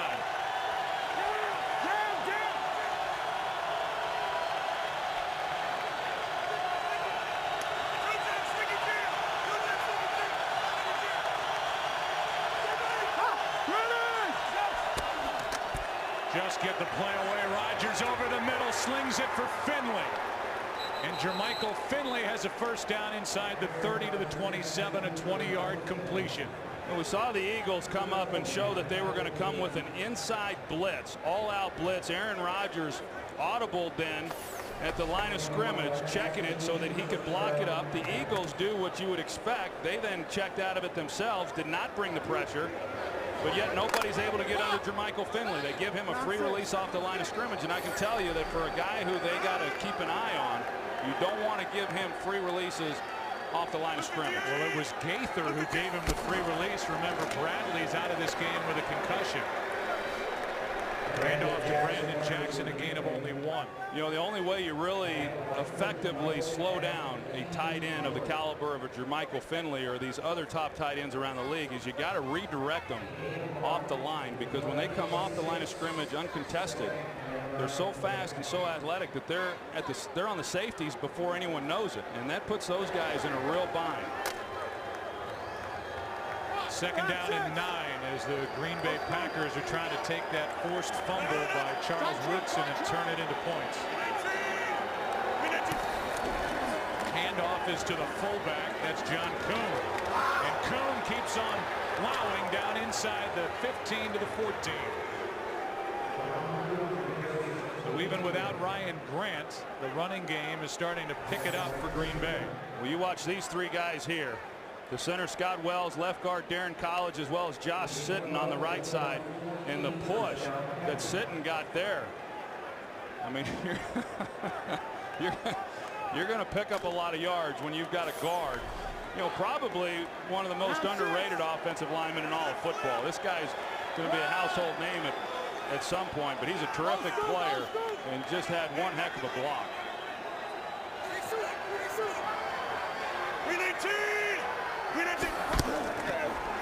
Handoff to Jackson, running right now, right up the middle, and Jackson has got a first down inside the 5. Packers, who are 1 for 1 and scoring a touchdown inside the red zone, will have a first and goal just outside the 3. Well, you just saw the life kind of get taken out of Philadelphia when they got the opening kickoff to start this second half. Had some good things happening for them, and then the fumble, and you know, for Green Bay to then take possession and just drive this ball right down on Philadelphia is going to be tough on the Eagles to try to come back from. It is Kuhn again, and he walks in for the touchdown, Green Bay.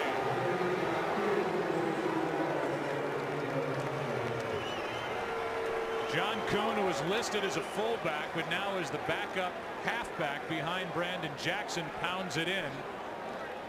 He had 1 rushing touchdown last season, and here in game 1, 2010, he's into the end zone with a 3-yard touchdown run.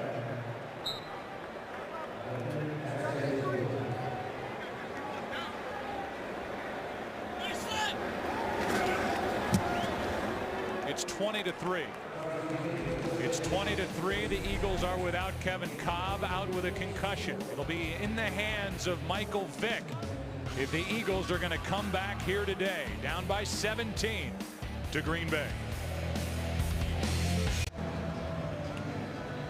Well, this is a subdued scene here in Philadelphia. All of the hype, all of the questions about the start of the Kevin Kolb era. Now he's out with a concussion. And it's in the lap of Michael Vick. Kicking a wet ball out of bounds is Crosby. And it'll be a good start to this drive for the Eagles at their own 40, down by 17. So the Packers pound it in. John Kuhn got the touchdown. Sean McDermott trying to explain to Andy Reid. Pack up 17. Kevin Kolb family disappointed and certainly concerned for Kevin, who is out with a concussion. Wait, Eddie. What is it? So now it's Michael Vick, who slings it into the ground in the direction of Jeremy Maclin. And here's the day and the injury for Kevin Kolb, who will end today 5 for 10, 24 yards, sacked twice, and this one gave him a concussion. It was Clay Matthews who was up his back. I said he had come out to warm up prior to the second half. My eyes were lying. He is still in the locker room or getting evaluated, and it's all on Michael Vick. What is it? What is it? Looked like the left tackle, Jason Peters, flinched. Ball start. Number 71. Offense. 5-yard penalty. Second down.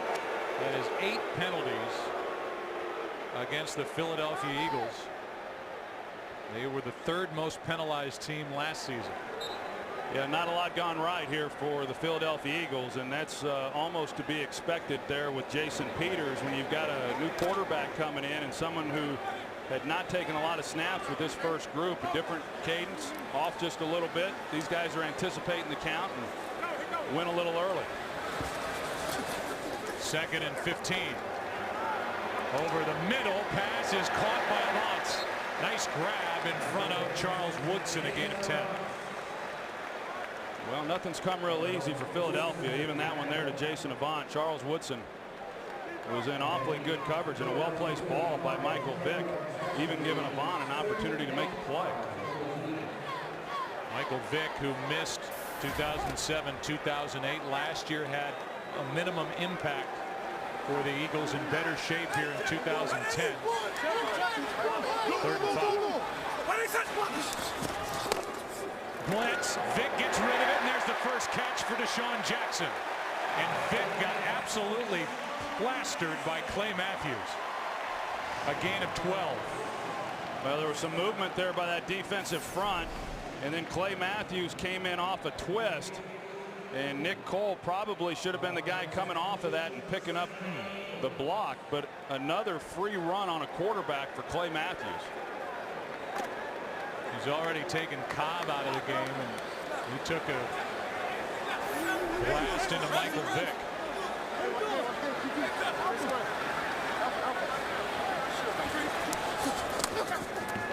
Vick steps up and throws. That's Avant, and the pass is caught for 4 yards. You mentioned it a little bit earlier in the game, Joe, the fact that Clay Matthews last year primarily lined up on the right defensive side of the ball. Well, this year he's making that transition to the left side, but as Dom Capers said, hey, we're going to move him around. I mean, they moved him around a lot last year as a rookie, and he was able to absorb a lot of information. A very intelligent player, and they continue to move him around in this game. 3rd generation in the NFL. Clay Matthews, his grandfather played for San Francisco. This is Vick. Took off just about right away and picked up 3. Brent Selleck, who was the leading receiver for the Eagles last year with 76 catches, just under 1,000 yards, does not have a catch, and Deshaun Jackson has just the 1. Yeah, and that's why they haven't done much here in this game, because the 2 guys who you really want to feed the ball to haven't had a chance to even touch it. Maybe in 4-down territory here, the Eagles. It's 3rd and 3.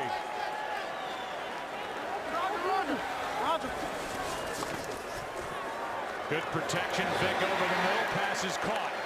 And forward progress of Deshaun Jackson is enough for a first down. And so for the first time today, with Michael Vick at quarterback, the Eagles start to move the ball.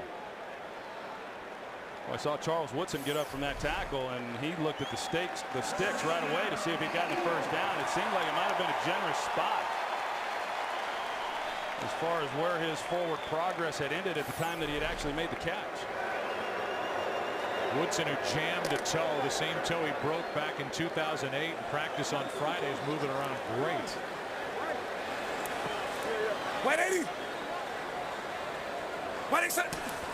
Coming on a blitz. McCoy picks him up. Vick trying to make it happen. Has room to run. In front of Barnett. And out of bounds inside the 5.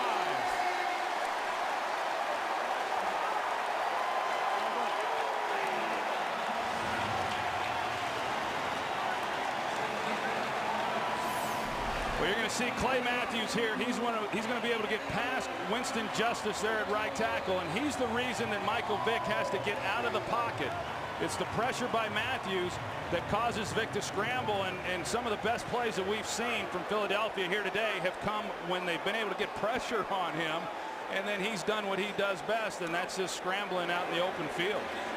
7 carries, 77 yards. That was a 31-yard run. He's still got it. He's got to stop rushing him.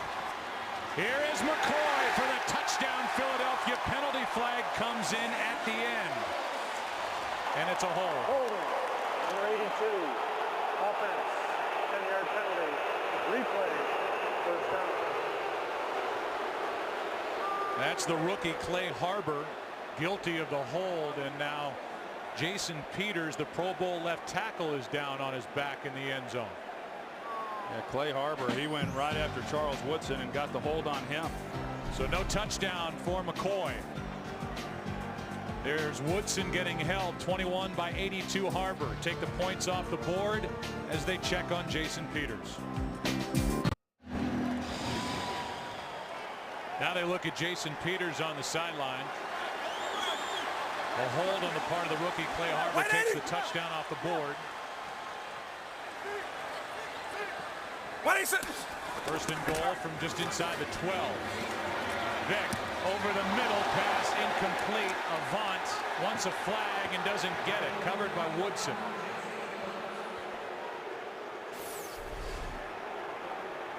Here's the incompletion to Jason Avant. Yeah, they've had Charles Woodson on Jason Avant now the last few times he's been in the slot, and it's been awfully tight coverage. I thought it was a good play there by Charles Woodson. Good drive. Eagles looking for life. Second and goal. Quick snap and the handoff is to McCoy. Touchdown, Philadelphia.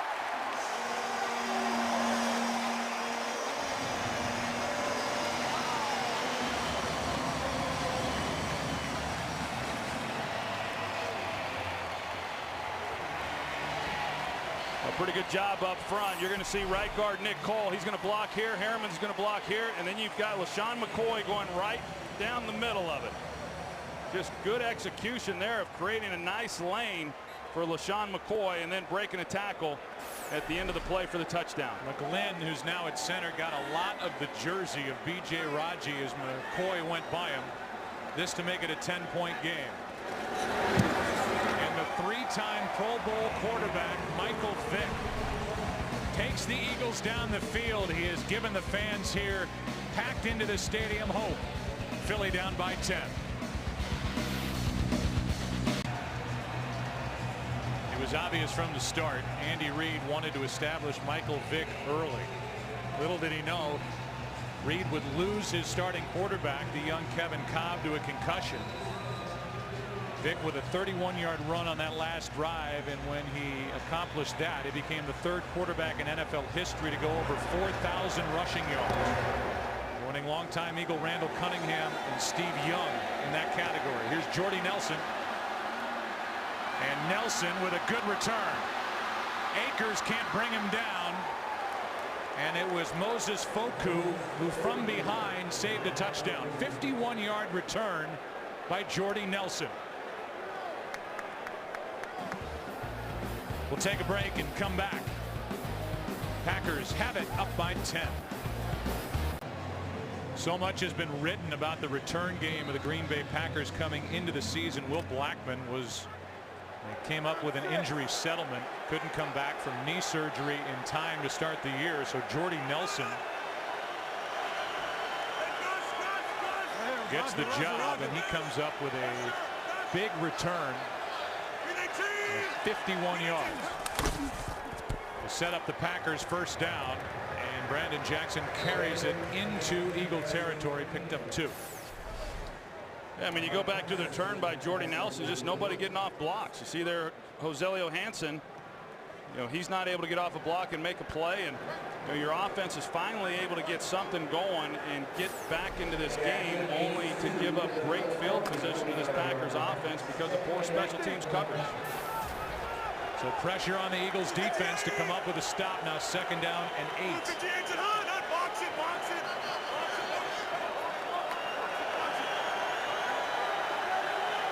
Green 19! Jackson gets around Omar Gaither, still going. Down to the 31-yard line, and Omar Gaither, who's filling in for the injured Stuart Bradley out with a concussion, missed. It's got to drive, I'm sorry, Joe, it's got to drive Sean McDermott crazy, because he actually calls a pretty good twist there with his linebackers, and Omar Gaither, he just overran it. There's a hole there, he's unblocked, he's there to make a play, and he overruns the ball. So a big hole in the middle of this defense for the Eagles. 9-6, run.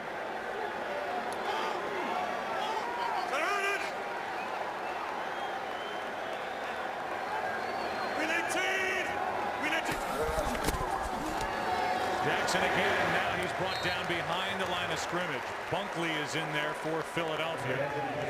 Gaither was in there to help, and a loss of 1. You know, coming into this season, Joe, as far as what a lot of people were saying and talking about the Philadelphia Eagles was how young they were, you know, but yet I didn't quite get all that, because, I mean, yeah, they're young and they've got young, skillful players offensively, but it's the same guys that were there a year ago. And really it came down to the quarterback position, and then defensively, yeah, they've shuffled the deck a little bit, but you know, they've still got playmakers on both sides of the ball.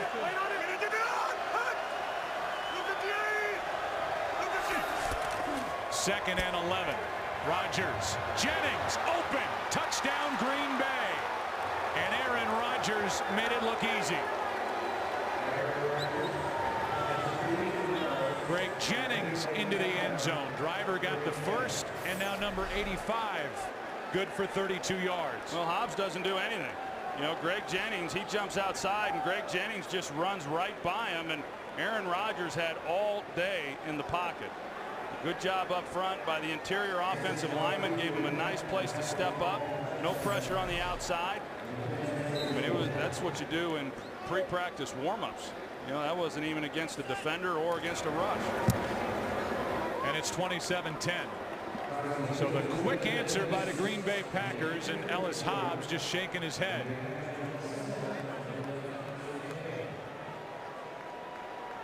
Let's go back 2 plays. On the run by Brandon Jackson, Ellis Hobbs drills up high Greg Jennings. And then 2 plays later, Greg Jennings goes right around Ellis Hobbs and is good for a 32-yard touchdown throw. Yeah, I don't quite get that one. He does it on one play, and then on another play, he lets a guy run right by him without, you know, any contact whatsoever. That's what I talked about a little bit earlier. Greg Jennings, he you know, this guy can run, and that's not a great example of what had just happened on that touchdown, but he can get up on people in a real hurry. So sometimes when you're playing soft in an off technique, he's by you before you really know it. But he just, you can see Greg Jennings right there. He's talking, he can't believe it either. I mean, Ellis Hobbs just jumped to the outside and didn't do anything. I mean, he's telling everybody right there the technique that Hobbs used. All smiles on the far sideline. And now Michael Vick will try to answer. There's only 1:56 left in the 3rd quarter. Here's Hobbs. Decent return out across the 30. Derek Martin on the stop. Some of the early game headliners. Eli Manning threw 3 picks, but threw for 3 touchdowns. Was 20 for 30, 263 yards, and a 1-0 start for the Giants. Big day for Matt Forte. And Arian Foster for the Texans in a big win, Troy, at home over the Indianapolis Colts. Yeah, it was. It was a lot expected of the Texans, but Matt Forte, I saw a little bit of that game. I mean, it looked like he's being used like Marshall Faulk was there in St. Louis, with March now calling the plays for the Bears.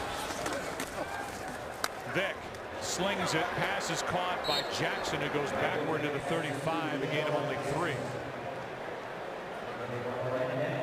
It is a rare situation that the Eagles have, that you have a 3-time Pro Bowler as a backup quarterback, and a guy with a skill set like Michael Vick, a different set of skills than anybody else in the league with his legs. And he's 6 of 8 throwing it.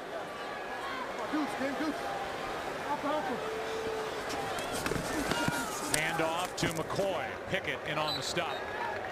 And he gets 2. Well, you can see how when Michael Vick's in the game, And that could change. I mean, it could certainly change if he's expected then to play next week when they have to travel to Detroit. You know, that playbook will probably expand a little bit, but it's obvious right now with Michael Vick in there that, you know, they are running the ball a little bit more. It's a little bit more play action types of things and doing it a little bit differently from the style of play that they would have if Kevin Kolb was within the pocket throwing from there. It's 3rd down and 5. Vick gets outside and then throws behind Avant. Looked like he had room to run for the 1st down, but decided to throw it. And with 34 seconds left in the 3rd quarter, the Eagles go 3 and out when they can least afford to. Well, I didn't get a chance to ask Michael Vick if he could throw a wet ball, so it could be due to the weather. Looked like he had room to run. We'll show you some of the key injuries that have happened here today as Sav Rocca will punt it back to Green Bay. And Tremont Williams gets hit after a fair catch. And Eldra Buckley, who already has turned it over offensively for the Philadelphia Eagles, hits Tremont Williams after he calls for a fair catch. Yeah, Eldra Buckley better stay as far away from Andy Reid as he heads to the sideline as he can, because he already said, as you said, Joe, he had the costly fumble. Number 34. It's pretty clear there on the 15-yard penalty. fair catch. Foul. 1st down. Clear fair catch signal, and Buckley didn't see it. He was also in on that kickoff coverage when Jordy Nelson took it for 51 yards right up the middle, and Andy Reid's got to be frustrated with just about everything that's happened here today. Yeah, and how about when we saw him on Friday? I mean, he was so excited about this young team. He said it had energized him, and I mean, you could tell he was really looking forward to watching this team play. That you could sense that he felt that the team was going to come out and play really, really well. Jackson over the right side. Bunkley on the stop. Here are the injuries. Here are the players who are out for the rest of the game. Ryan Grant with an ankle. Jamal Jackson with an elbow. Everybody was concentrating on his left knee. That was the problem for Leonard Weaver. Kevin Kolb and Stuart Bradley both out with concussions. It has been a rough day for the Philadelphia Eagles. They trail here at home in the opener 27-10. Back after this from your local Fox station. Brandon Jackson has taken over for Ryan Grant. He is the leading rusher for Green Bay. Now 2 touchdowns, 1 pick for Aaron Rodgers. Rick Jennings has had a nice day. 4 down, 9-6 to Mike. 2nd and 7. Hey. Bump, bump. Bump, bump. Blue 58. Alert. Blue 15. Jackson left side. Picks up 2. Let's go for a game break. Here's Kurt Menefee. Well, we're not even through with week 1, but don't hand the NFC West to San Francisco just yet. Deion Branch with a touchdown reception from Matt Hasselbeck. 28 unanswered points by the Seahawks, and they lead San Francisco in the 4th quarter 28-6. Go Troy and Pam. Well, they've been a trendy pick. Yeah, San Francisco 49ers in the NFC West, and they're getting taken apart. Yeah, I didn't see that happen. It's 3rd and 5.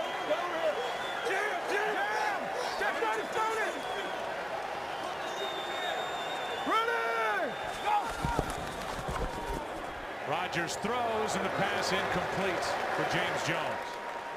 That time Hobbs was on the coverage, and it's 4th down. Yeah, Aaron Rodgers disappointed in himself on that one because the Eagles brought pressure up the middle, and the offensive line sealed it up pretty well. He tried to throw the back shoulder ball there to Jennings, and a stop that the Eagles needed to have. Hobbs has taken the place of Sheldon Brown, who was traded to Cleveland. Sheldon Brown had 5 interceptions last year with the Eagles. Now it's Ellis Hobbs. Samuel the starters, as they were for that 18-1 New England Patriots team a few years ago. Here's Jackson trying to make something happen. The ball just slips out of his hands, but goes out of bounds. They will mark it at the 21. Eagles back to offense, down by 17. We go then and now as they honor the 1960 NFL championship team that played at Franklin Field. Eagles beat Vince Lombardi's Packers 17-13. Chuck Bednarik stopped Jim Taylor at the 8. His time ran out. Hall of Famers Bednarik, Tommy McDonald, part of that team, and we're honored here today. Yesterday, we're all taken out to Franklin Field to recreate their original team photo.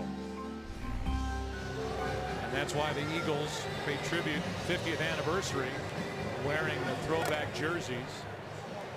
That was Vince Lombardi's only playoff loss.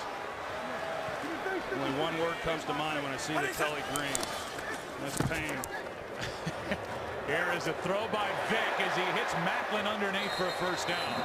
That's the color they were wearing basically when some of those great defensive players were driving you into the thin turf at the vet. Kelly green, the same helmets.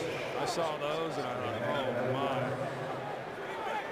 Buddy Ryan with a little smile. Liked his mouth. Yeah, he always did like inflicting a little pain on the opposing team's quarterback. First down. And underneath it's McCoy. Decent blocking in front of him, and LaShawn McCoy is going to be marked down at the 39. Time continues to run, an 8-yard catch and run by McCoy, who has a touchdown run in this game. Well, what we sure have seen is, this offense get a little energy, a little life. Once Michael Vick came in here to start this second half, we talked about it. The fumble there on that first possession, but they've moved the ball and they've done some pretty good things with it. Second down and 2. Vick throws high for Avant. And it's 3rd and 2, which then leads me to the obvious question. I'll be the guy to ask it. Okay. Here we are in Philadelphia. Kevin Kolb, his first opening day start, he went a half. He didn't have a ton of protection, sacked twice, 5 of 10, 24 yards. Vick has at least injected some life into this offense. What are we looking at in the next couple of weeks going forward? Well, I think the first question is the health of Kevin Kolb, and we don't know what his situation is going to be, but provided the fact that he is healthy, just from observing Andy Reid all these years, Kevin Kolb is his quarterback. It's 3rd and 2. Vick, that ball's dropped by Macklin, but a flag is thrown. Avant was looking for a flag, and it's going to be a defensive hold, which is an automatic first down. Yeah, it was a good call. You can see Charles Woodson there in the slot.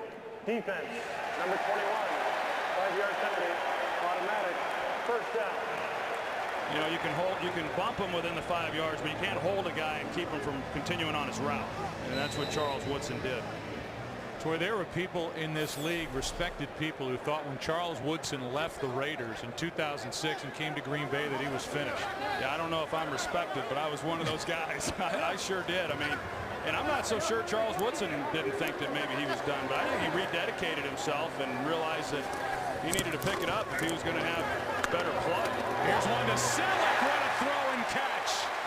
And the team's leading receiver from a year ago gets his first. 28 yards on a beautiful throw from Michael Vick. Yeah, Selleck's on the end of the line, and they try to jam him up, but he's going down the middle here.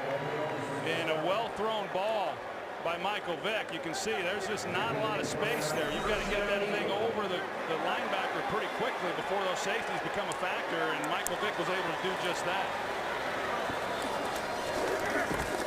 Vick. You get one, and now you get another. To the 24-yard line is Selleck, good for 5 yards. Chiller on the stop. Chiller wrestled the ball away from Selleck, but they marked him down. What I've seen from Michael Vick has been impressive. He's done what you expect to see from him with his feet, but he has stood in the pocket and thrown the ball very well. And I don't know how much work he got with these particular receivers throughout training camp.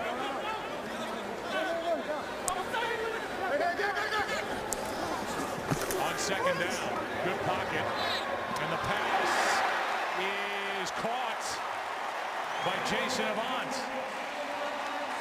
No, Joe, that looks like a ball that maybe wasn't thrown very well, but it was actually a perfectly thrown pass because you see the defenders there where he had to throw it. Now, was Avant able to bring that in? And that's going to be the question. I think it's a catch. I do too. I mean, the tip of the ball clearly hit the ground, but I think he had control of the ball. But that was a pretty tight fit there that Michael Vick had, and he forced Avant to pull up and make a difficult catch. No challenge flag from the Green Bay sideline. First and goal. Vick over the middle, and Selleck, the intended target, was mugged by Nick Barnett. No flag. Yeah, he's just running a square, and he's got to get across Nick Barnett's face, and I think it was close. I think it was a ball that was out in front. I'm not so sure he's going to be able to make that play anyway, but it was close as to whether or not there was contact made prior to the ball getting there. Second and goal. Ball is at the 9. 11 minutes left.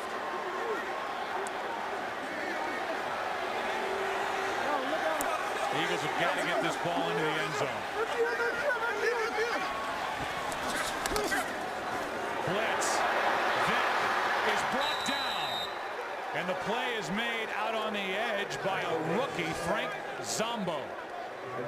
Undrafted out of Central Michigan, and he comes up with a huge sack. Well, they bring pressure, and so the left tackle, Jason Peters, the rule number 1 for any offensive lineman is you've got to secure your inside first, and that's what Jason Peters did. He took inside pressure, which then freed Zombo off the edge, and Michael Vick simply didn't see it. So third Packers sack, and it's third and goal. The ball is all the way back to 17.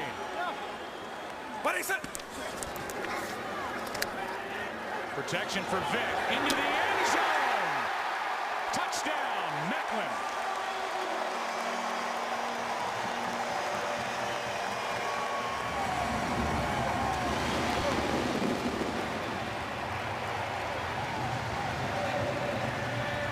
Some impressive throws on that drive by Michael Vick.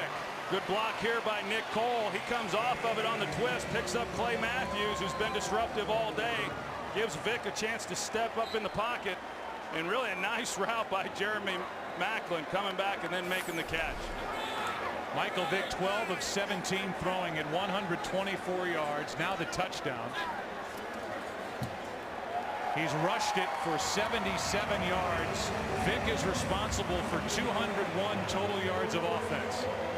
And now it's a 10-point game with over 10 minutes to play. And even a little celebration from Andy Reid. Eagles trying to fight their way back. There's the scoring drive. Michael Vick, 6 of 8, made some impressive throws, 82 yards. It culminated on a 17-yard touchdown to Jeremy Macklin. Nice catch. And now Jordy Nelson, who has a 51-yard return to his credit in this game, gets another big one. And the kickoff coverage has been a disappointment as Moses Foku makes the tackle. A disappointing day for this kickoff coverage team of the Eagles. A 40-yard return by Nelson. Packers have it up 10. Bobby April's been stomping around on the sideline. His first year as a special teams coordinator for Andy Reid. He's been a coach in the league a long time. Disappointed with his kickoff coverage.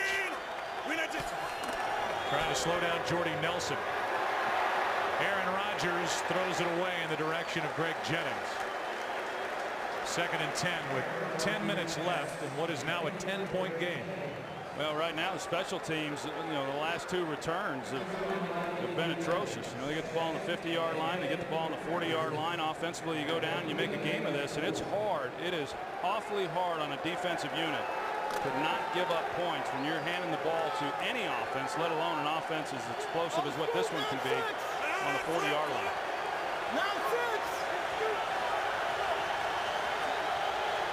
Blue 58! Blue 58!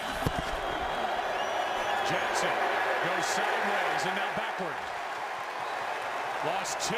Brandon Graham, the rookie, was the first one in there.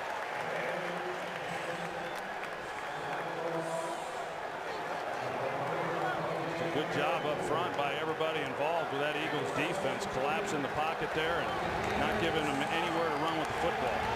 It's 3rd down and 12.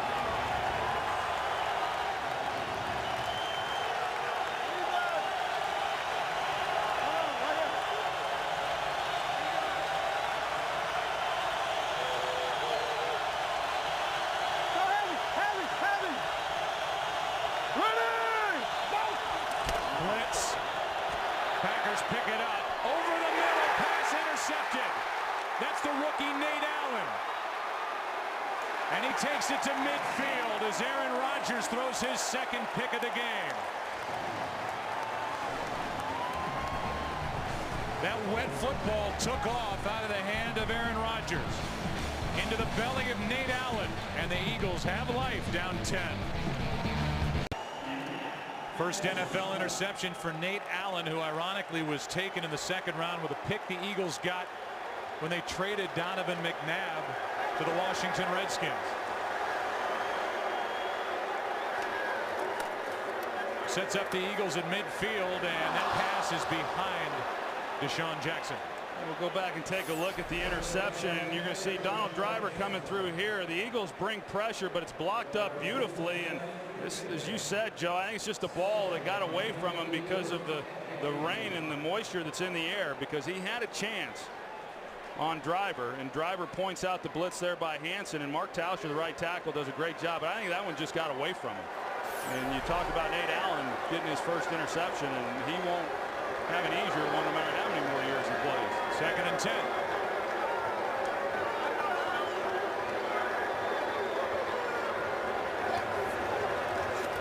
Another blitz. Eagles pick it up, and this one is just flipped to the sideline as Vic reminds us all how strong his throwing arm is. First down, Deshaun Jackson. Well, they finally contest Sam Shields a little bit. Sam Shields is a rookie free agent who's only played corner for 1 season. That was last year at the University of Miami. And I expected them to be going after him throughout this game, and they've just been unable to do so.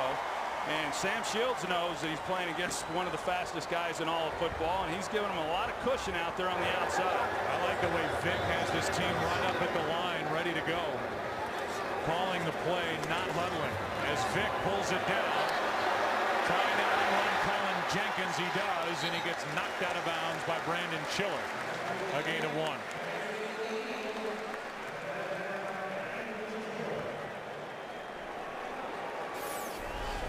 Looked like Michael Vick was trying to come back to Deshaun Jackson. Deshaun Jackson, you see him there, looked like he maybe wasn't running all that hard, but it was because there was safety help over the top, and he wasn't expecting then Michael Vick to come with him with the football. But Vick was able to at least escape the pocket and pick up 1 yard. A 106.5 quarterback rating for Vick, who throws it, and no reaction really by Deshaun Jackson as it sails by him. It's 3rd and 9. I think that one got on him a lot faster than what he was anticipating, and Vic just had to unload it. So 3rd down and 9. The ball is at the 37. They are in the outer reaches of field goal range for Akers, whose career long is 57. This will be a 55-yard try from here. Vic sets up a screen, blocking for LaShawn McCoy, and a big play on 3rd down to the 10.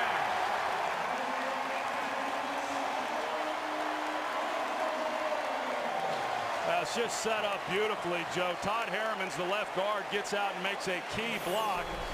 You're going to see him right here. A 3-man rush, 8 guys into coverage, zone coverage. Harriman's makes the big block you see there on Brad Jones, and a nice job by the other 2 big guys up front, and then LaShawn McCoy breaking across the grain. A big 3rd down conversion there for the Eagles. 27 yards on 3rd and 9. 1st and goal. Back to the ground game. McCoy cuts upfield to the 5. Brandon Schiller on the tackle. You know, I thought it even in the first half, Joe. I know they'd given up a couple sacks with Kevin Kolb there in that first half, but considering the disarray that this offensive line was in coming into this game and how little time these guys had worked together, Jamal Jackson, of course, had not worked there at all, and now Mike McGlynn is back in there at center, and Nick Cole coming in back at right guard, and they have gotten some good things going here in this second half, and overall I think they've put together a pretty good performance as a group. Deshaun Jackson at the top of the screen. Underneath, it's McCoy, and that does nothing. Ball comes out. Play is dead. Crowd doesn't like the call, and it's 3rd and goal. Pinga in there to make the stop. And the wide eyes of Andy Reid and the play calling of Marty Mornhinweg. They didn't like the call, huh? No. They never did. They only like the ones that work. Isn't that how that works? They have that right. Ernie Zampese used to tell us, I don't mind if you don't like my calls, but your only reason for not liking it can't be because it didn't work. 6 minutes left. 3rd and goal. Keep an eye on Riley Cooper. He's a rookie down here at the bottom, a big guy they like to use in the red zone. 6'3", 222. Vick almost goes down. Throws incomplete. There was room in front of Michael Vick, but he decided to throw, and it's 4th and goal. Yeah, and had he have come out here to Riley Cooper right away, again, he's working against Sam Shields. I mean, there's a huge size advantage there that he could have just laid it there to the corner. And then we go back to the end of that one and miss Jeremy Maclin as well. I mean, down here, when you start playing in the red zone for the quarterback, things happen awfully quick. That was pretty dangerous there when you start throwing it in the middle with all those bodies. In the back of the end zone by the game clock, Nick Collins looks to be down. There's Collins, who's in on that collision with Nick Barnett.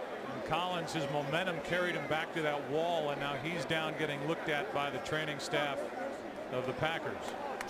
Yeah, I'll tell you, Joe, to go back to Michael Vick, had he have been able to make a decision quicker, he had about 4 guys that he could have gotten the ball to that would have all probably scored touchdowns. But that's hard. That's hard when you're not used to getting those reps down here in this area of the field because it happens so quick. And there's a lot of bodies, a lot of those crossing routes, and Michael Vick just trying to keep the play alive. But this was a risky throw when you're throwing it late, where he just threw it. I'll say not only did he have a chance to make a quick decision, I think at the end of that play he had a chance to run. Yeah. But if nothing else, I mean, David Akers makes this field goal. Now you've cut it to a 1-possession game, and you put the pressure right back on Green Bay. It's a 23-yard try for Akers, who has hit from 45. This to make it a 7-point game.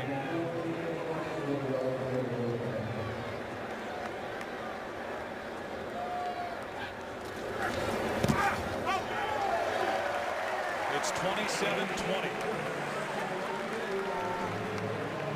Plenty to talk about with Pam Oliver. A lot of injuries in this game. Let's go down to Pam.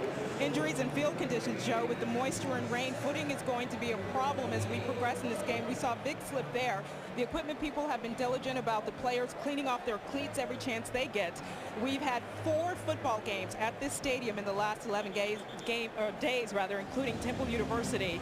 Starting to see some chunks of the field fly up too, Joe. All right, well, you look at Ryan Grant, who injured his right ankle. He's got a walking boot on the sideline for Green Bay. They're 1,200-yard back from a year ago. Brandon Jackson's been pretty good, filling in for him, and John Kuhn behind him in running back. But now you've got each side with 3 timeouts, 5:43 left, and it's a 1-score game. Yeah, game on. And to follow up with what Pam just said, I was down there on the field before the game, and I thought the field was as good as I had seen it. Now you expect that in week 1, but still, having said that, you could tell that there had been a lot of play on this field, and then you get some moisture out there and things get pretty tore up in a hurry. Jordy Nelson has averaged 32 yards on his last 2 returns, 51 yards and 40. Bobby April, special teams coordinator in his Eagles debut with Andy Reid, has got to have his fingers crossed that his group does a better job, as it's now a 7-point game. Bobby April's over there crossing his fingers.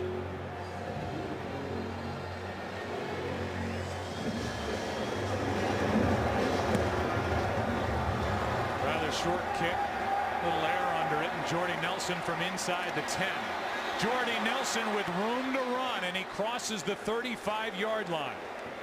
Not as big as the last two, but still 28 yards for Nelson.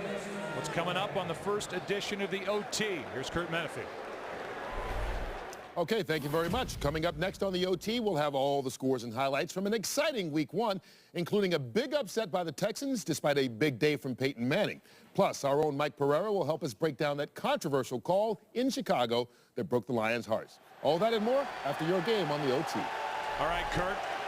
First down for Green Bay. Now they need to move the ball. And they start with it on the ground to Jackson running left. A little hesitation out to the 40. Patterson on the tackle. Well, Green Bay spends a lot of time on this situation in practices. Situational football. 5 minutes left to play in this game, and you want to try to do everything you can not to give the ball back to Philadelphia. And so they go to the full house set with 2 fullbacks and try to see if they can't pound it out here on the ground and take some time off the clock.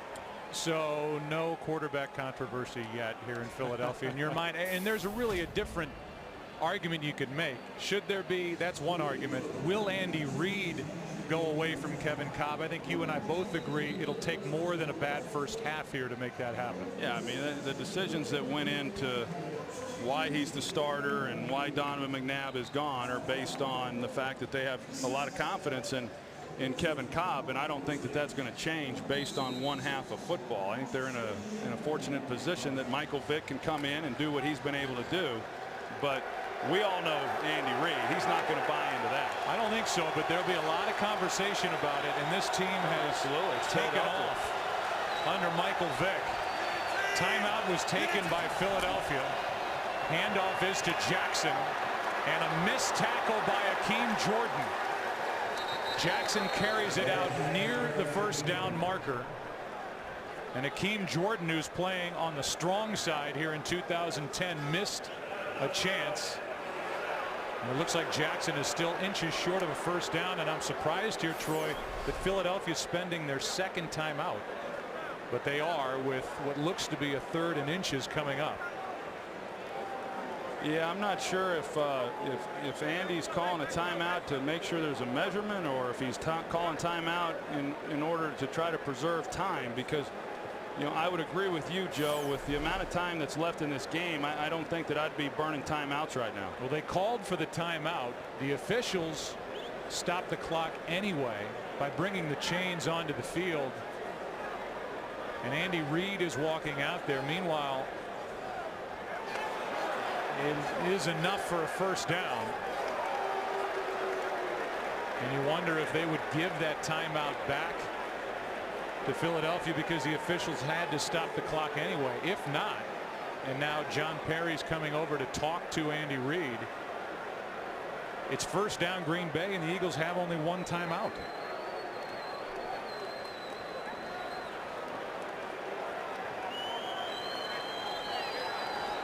And it looks like,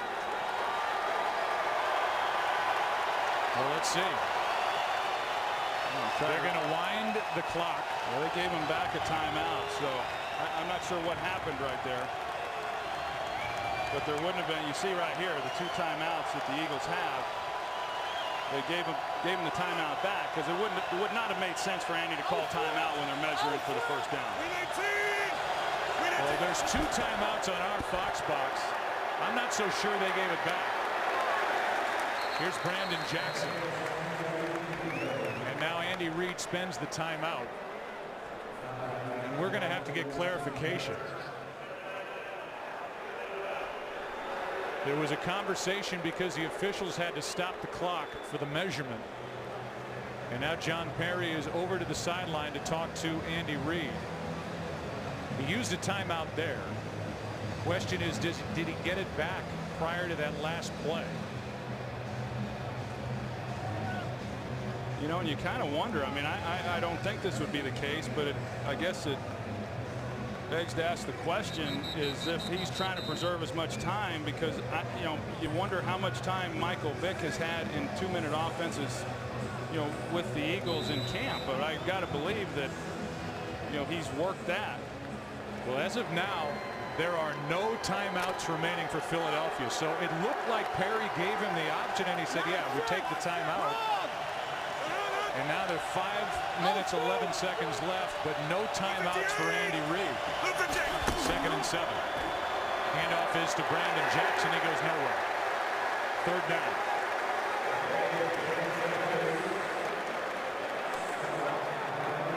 The Eagles are unable to stop the clock. And it's 3rd down for Green Bay. This is an enormous play here for the Packers and Eagles with under 5 to play. And the Packers have been awfully good throughout the day on 3rd down.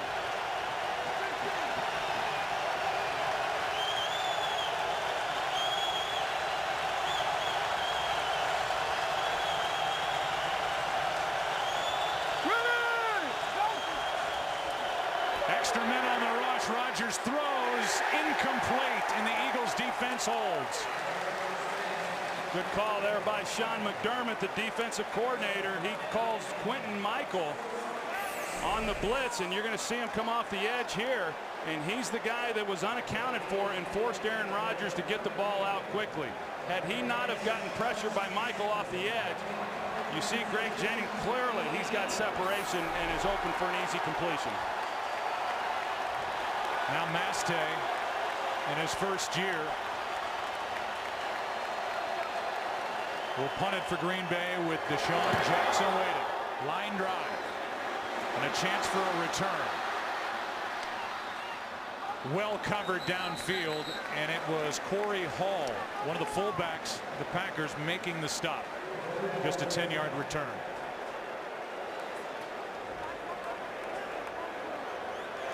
So now Michael Vick heads back to the field, down by 7.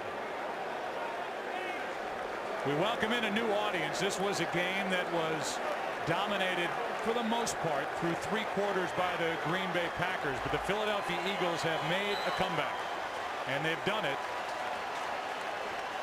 under the direction of Michael Vick, who's playing in place of the injured Kevin Kolb out with a concussion. Packers led by 17 points with 1:56 left in the 3rd quarter. The Eagles have taken over since. Philadelphia out of timeouts. 4-man rush. And Michael Vick trying to make something happen. Will use his legs and hop out of bounds with an Eagle 1st down. Boy, what a weapon. What a weapon. To be able to drop back in the pocket and not have anywhere to go with the football, and pretty good movement up front by this defense, and then to be able to outrun people and pick up those kinds of yards. You can tell that here in this 2nd half, this defense for Green Bay is starting to get really tired, and that's because they're having to chase number 7 around the field. Well, a spot that goes against the Eagles. They mark Vick out inches short of a 1st down, so it's 2nd and less than 1. Looked like he had enough, but they gave him 9+. And now he'll get it here. Hang on to the football and take it out to the Philadelphia 49. 16 yards from Michael Vick, who looks like Michael Vick from the Atlanta Falcons back in 05-06. That sure does. I was going to say, it looks like the 3-time Pro Bowler from Atlanta. I mean, doing some real things. You can just see him get more and more confident as this game has unfolded. Sam Shields came in off the corner position and went right for the football. And Michael Vick doing a nice job of protecting it. 9th career 100-yard rushing game for Michael Vick. He's at 103. Vick stays on his feet and at least gets it back to the line of scrimmage. Cullen Jenkins was there early. Michael Vick is able to stay on his feet. Look at Jenkins' left hand. He had it x-rayed. Now he's playing with a club, and he is just gassed. Oh, and the Packers have blitzed Charles Woodson a couple of times now here in this series off the edge. And if I'm quarterbacking, I'm glad when he's blitzing and he's not back there covering somebody. Little bobble on the snap by Vick. And Vick is wrestled down by Clay Matthews, who has had a terrific season opener. It's a sack for Matthews, who has been involved from the beginning, and now Vick gets up with his shoulder hanging. Well, Clay Matthews, they run the twist. They've been running that move throughout this game, and then they've got to pass that off. Todd Harriman tries to pick it up. You can see Clay Matthews come right through there. But Michael Vick never knew that he was there. He thought he had a lane to where he could get up inside and pick up some pretty good yards. The day for Matthews. The clock was not stopped with the quarterback sack. Please reset the game clock to 2:30. 2:30, please. They're going to put time back on the clock, 10 seconds. Clay Matthews, 6 tackles, 2 sacks, 1 forced fumble for a guy that missed 29 days during camp in the preseason. Didn't play at all during the preseason with a hamstring injury. And now the clock winds 2:20 and rolling. 3rd and 13. Four-man rush. Vick over the middle. Hits Avant. But he's short of a first down by a yard. And we will come up on the 2-minute warning with a 4th and 1 play staring at us on the other side. What a game. What an effort by number 7. Going to be interesting to see what Marty Mornhinweg, the coordinator, and Andy Reid want Michael Vick to do here on a 4th and 1, and the only hope the Eagles have is to convert right now. Well, they're going to keep him in gun as opposed to trying to go short yardage here to pick up the yard. How many sets of eyes are on number 7? And he carries it forward and does not get it. The Packer defense holds, and the first one there was Clay Matthews. And with no timeouts remaining, the Green Bay Packers will take over, looking at, barring the miraculous, a 1-0 start. We'll take a look at it and see how much yardage Vick was actually able to get. You see, I mean, clearly he was short. A great job by Clay Matthews, and what a day he has had. You see him right here. He's going to take on a blocker there in Selleck, and then you've got LaShawn McCoy also leading the way, and yet he's able to shed them and get in the way there of Michael Vick, along with the rest of that defensive front. They're going to measure, but he was clearly short, almost by a yard. I mean, that play really didn't have much to it. It was just a plow forward, hoping that he got a block and then Vick would take care of the rest. And it was Clay Matthews who won that battle. Well, there wasn't a lot to that play. You're right, Joe. And you know, if you're going to run the quarterback sneak like that, I would have preferred to have seen him underneath center and then try to get some movement with the offensive line there. But if they weren't able to get any more movement than what they got right there, when you got one guy, Clay Matthews, and he's taking on 2 blockers and he wins those battles, it's kind of hard to argue with anything that might have been called. Probably wasn't going anywhere inside. So the clock will wind. Andy Reid took his timeouts right around the 5-minute mark. Between the 6-minute mark and the 5-minute mark, he was left with nothing down here in the stretch. And here he is, unable to stop the clock.